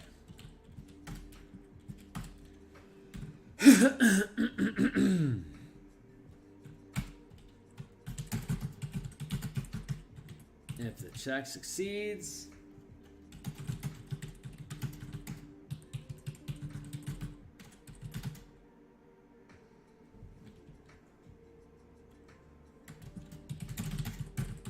and the effort is equal or greater than the target,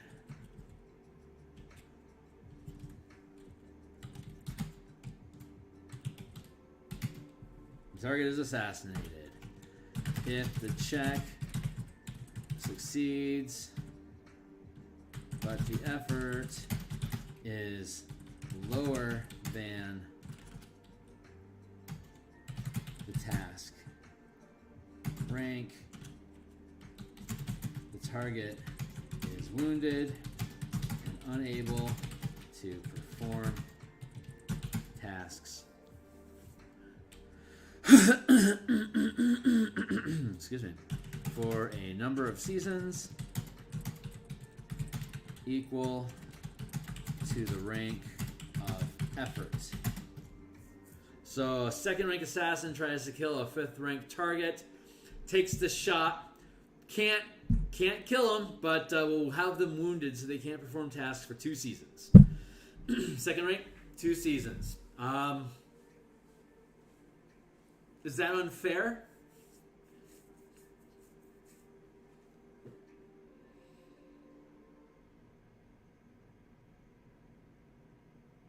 Nah, I don't think so. I think I'm okay with that. I think it's ridiculous. See, because characters break all the rules. They can deal with stuff like they can have consequences and stuff. But if your team legit one shots an enemy, even if the enemy's a higher level, that thing is dead unless, of course, it has a contingency plan or it was just a simulacrum, or you can't tell them apart and there's more than one.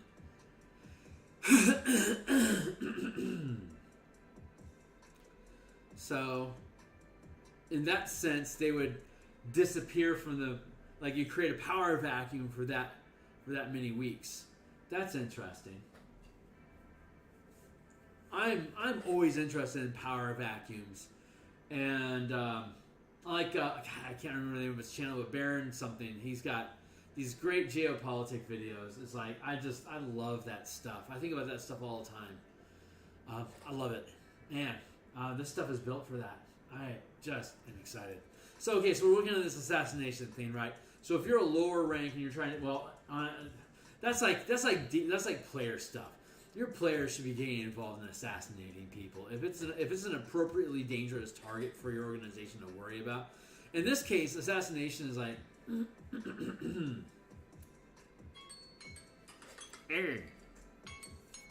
snooze it. All right, we're gonna finish up Sabotage, and then I am going to cut stream for a while, and I'm gonna be working on Eberron for the rest of the night.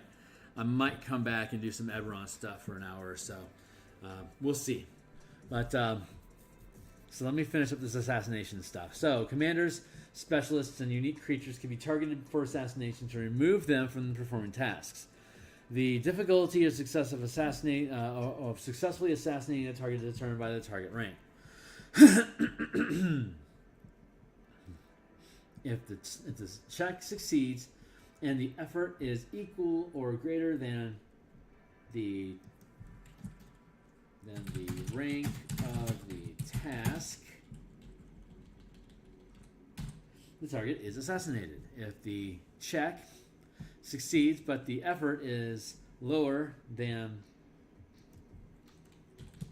the rank of the task, karma, the target is wounded and unable to perform tasks or command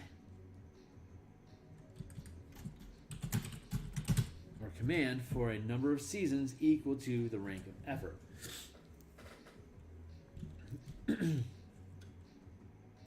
Nah, we'll go. I can see a situation where a character gets assassinated.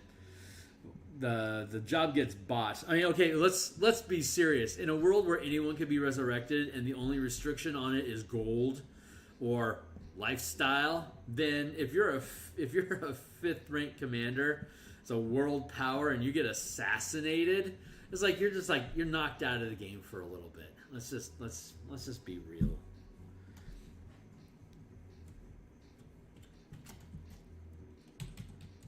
Unless they can be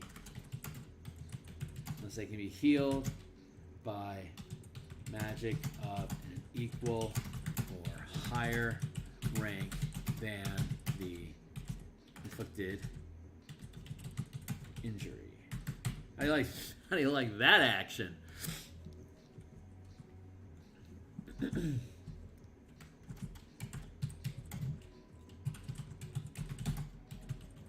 See spellcasting below. Let's see. If the check fails,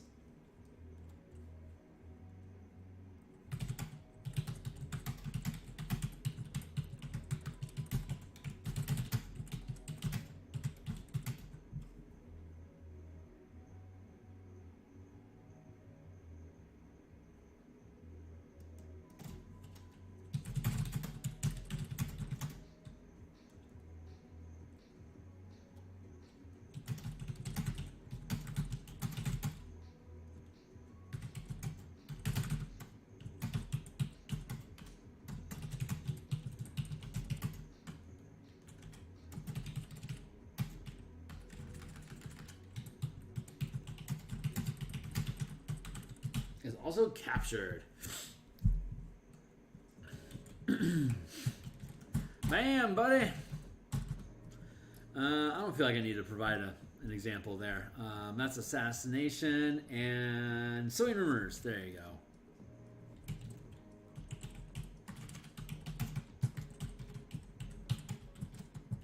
Sowing rumors.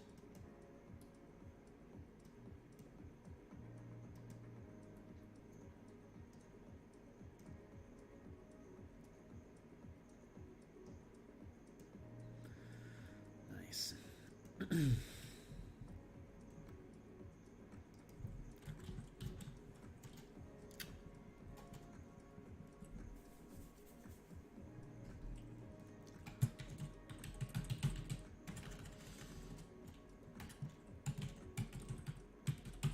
Loyalty.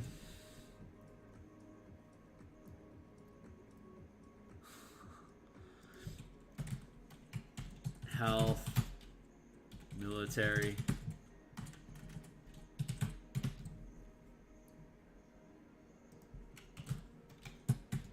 This would be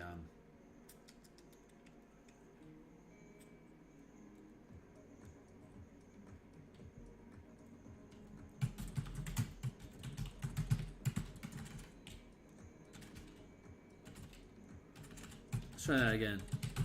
Thank you. Zum.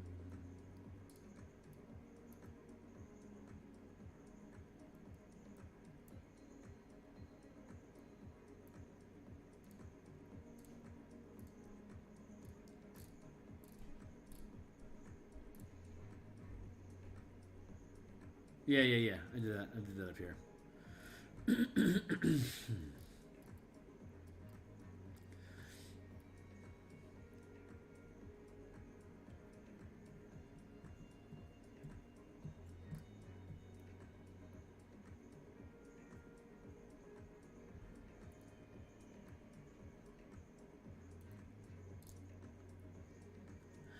Heists.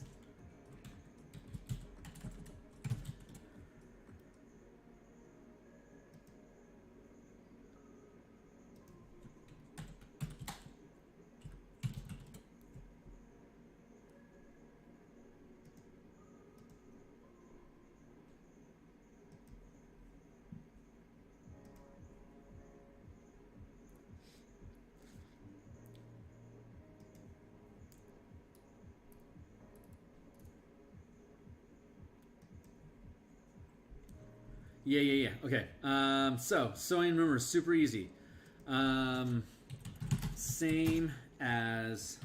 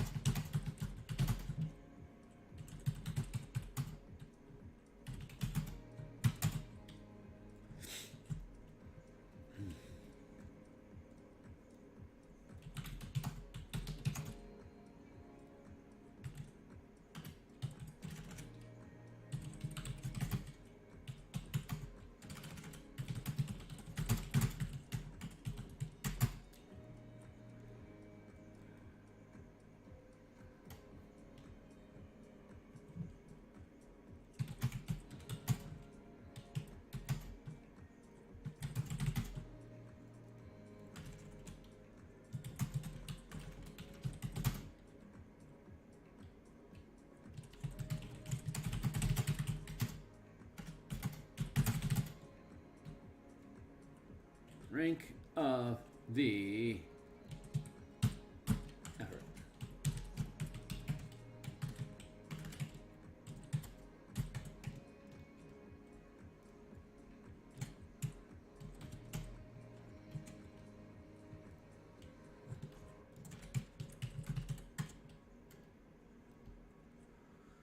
Rank, effort, renown.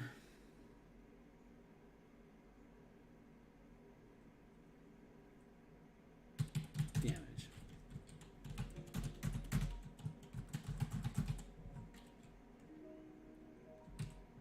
1d4, 1d6,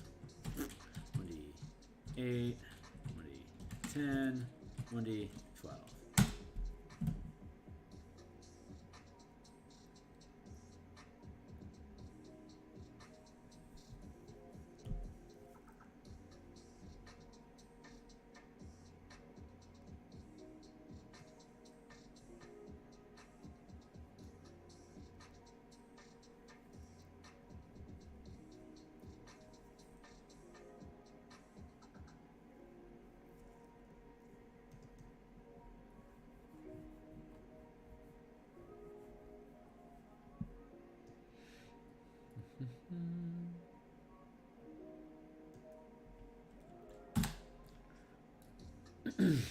I can probably go into more detail on these things. That's a little trite.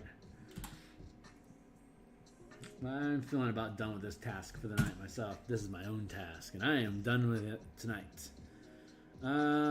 Assassination, sowing rumors. But yeah, it's just basically you have a reputation. Your reputation is going to be 3, 10, 17, 25, and 50. Those are your 5 ranks. So if I come through here and I mean, 50 is like the minimum, so it could go up to like the hundreds or thousands even. So like a D12, like to say, hey, that Endosphinx over there, she doesn't know what the hell she's talking about. She told me 2 + 2 is 4. It's like, oh, I failed. It's like, yeah, it's 4, buddy. 2 + 2 is 4. You're owning yourself on that one, man. That would be you attempting to damage the reputation of a 5th rank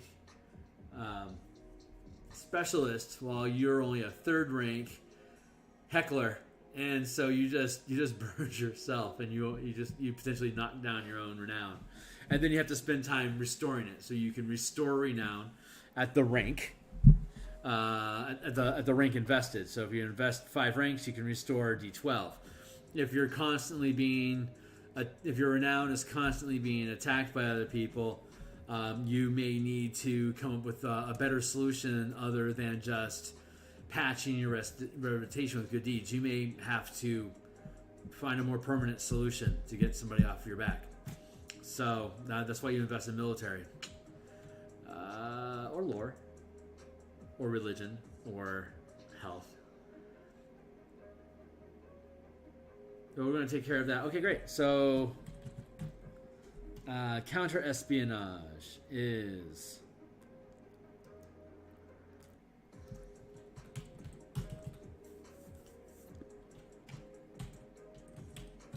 Loyalty, again, loyalty, lore, military. I don't have to go through all these, but I'll go through these another day. Feeling pretty happy about this stuff. But okay, so counter espionage.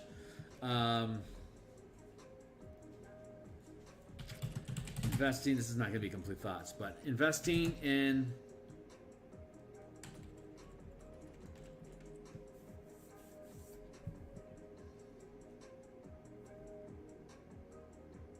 oh, that's a good one. By investing a task in counter espionage.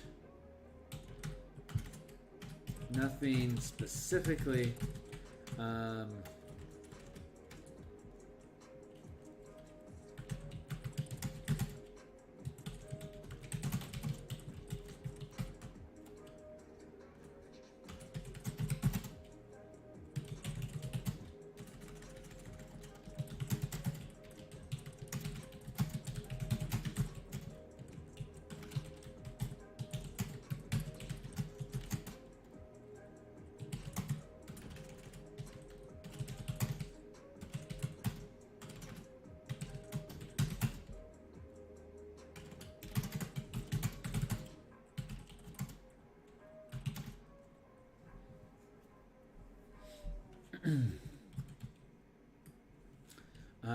You automatically detect any effort of espionage equal to the rank, equal to or less than the rank you invest in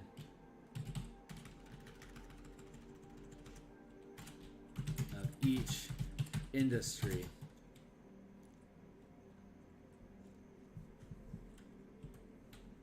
Period. For example, if a third rank guild invests 3 ranks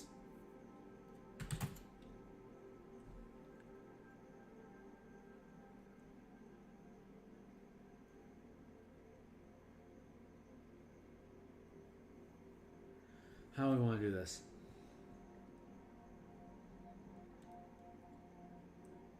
He has to invest those. He has to invest those points in. Oh no, he doesn't have to. He doesn't have to invest them in anything specifically. You can assign resources to have a specific industry to perform tasks in the industry. But in this instance, we're looking at counter espionage as being all industries. Oh, that's fun. Let's do that. All.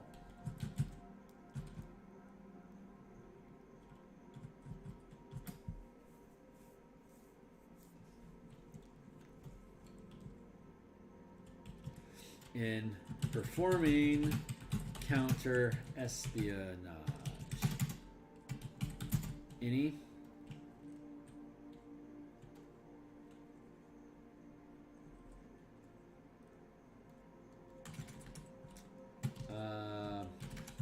while counter espionage, while resources, oh I love this, while resources remain invested in counter espionage, you become aware of any espionage attempts of third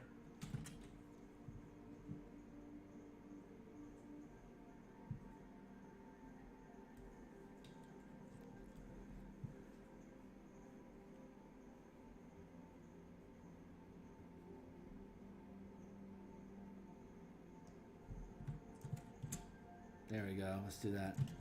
While resources remain invested in counter espionage, you automatically detect any effort of espionage equal to or less than the. Get out of here, Norton. No one likes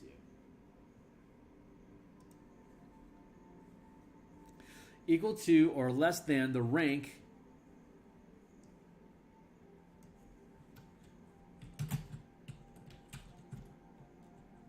counter espionage than the rank you've invested.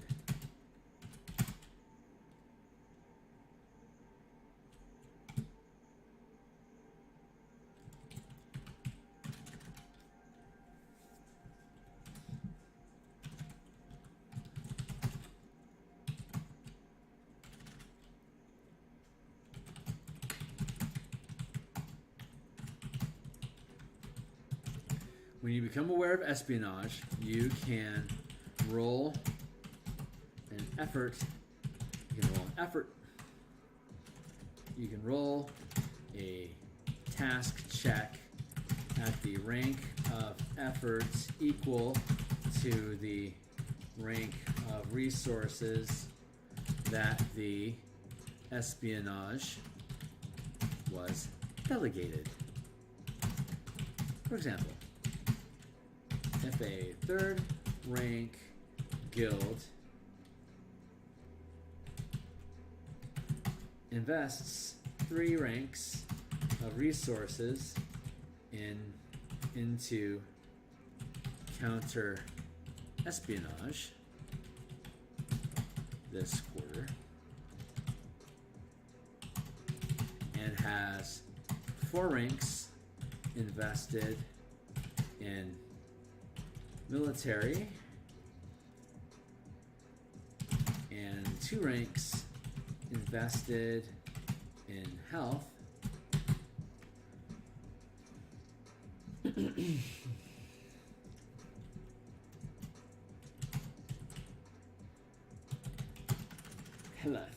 health. For example, a third rank guild invests 3 ranks of resources into counter espionage, Espionage, this quarter, this season. It has 4 ranks invested in military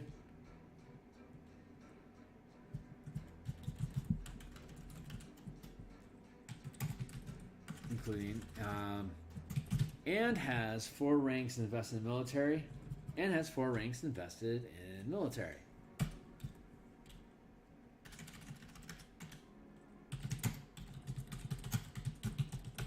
The military industry.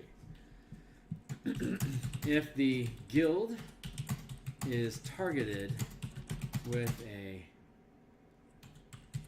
third rank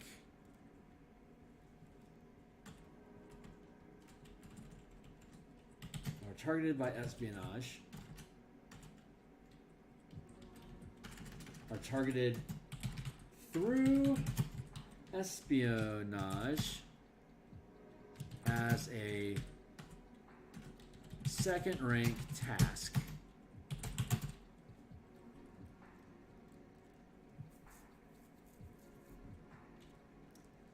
The guild can roll a d20 plus 1d10 plus 4. A-okay, boss. The guild can roll a d20 plus d10 plus d4. If the result is higher than 22,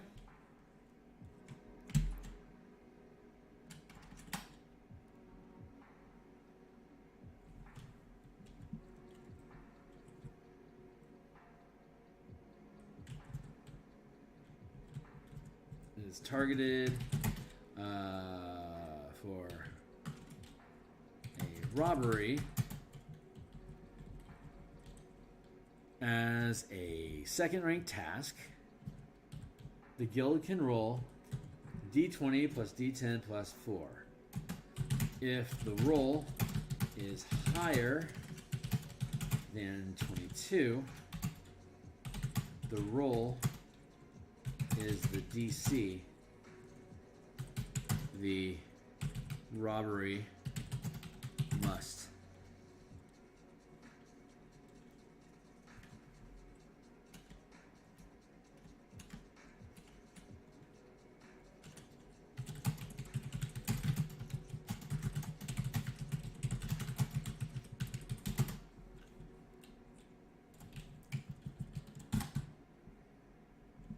which could be 34. So instead of a DC 22, you could rock out with a DC 34.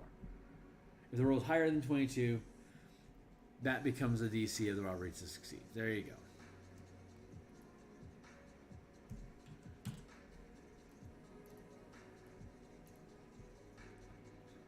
That's any espionage. There you go.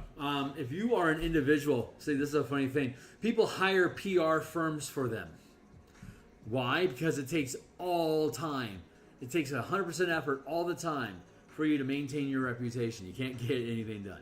So they hire PR firms to help make sure they can defend their organization. They are reputation bodyguards that invest their task in counter-espionage to protect specific clients. What they'll do is they'll build out micro-organizations and split off smaller division cells like protection units that have like 4 to 16 goons in it of different specializations, whether it be combat, reconnaissance, yada, yada, yada. Each of these little squads performs a task to maintain the protection for the security for their client. So counter-espionage is pretty straightforward, like it says there. If you have... if it was instead of a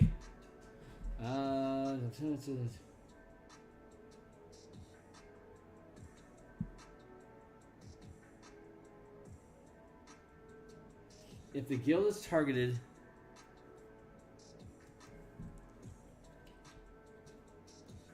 through military espionage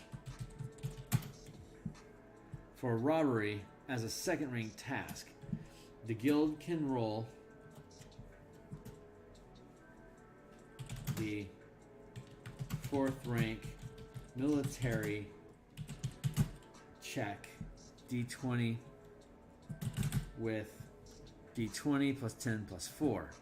If the roll is higher than 22, that becomes the DC for the robbery to succeed.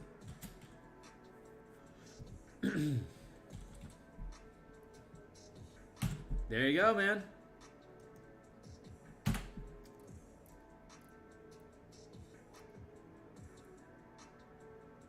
So next we're going to work on maintaining a lifestyle.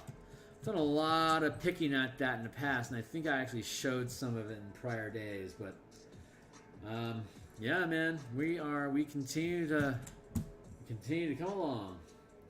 Just shunting stuff down to the bottom of the page until I'm truly content with where we're at. Once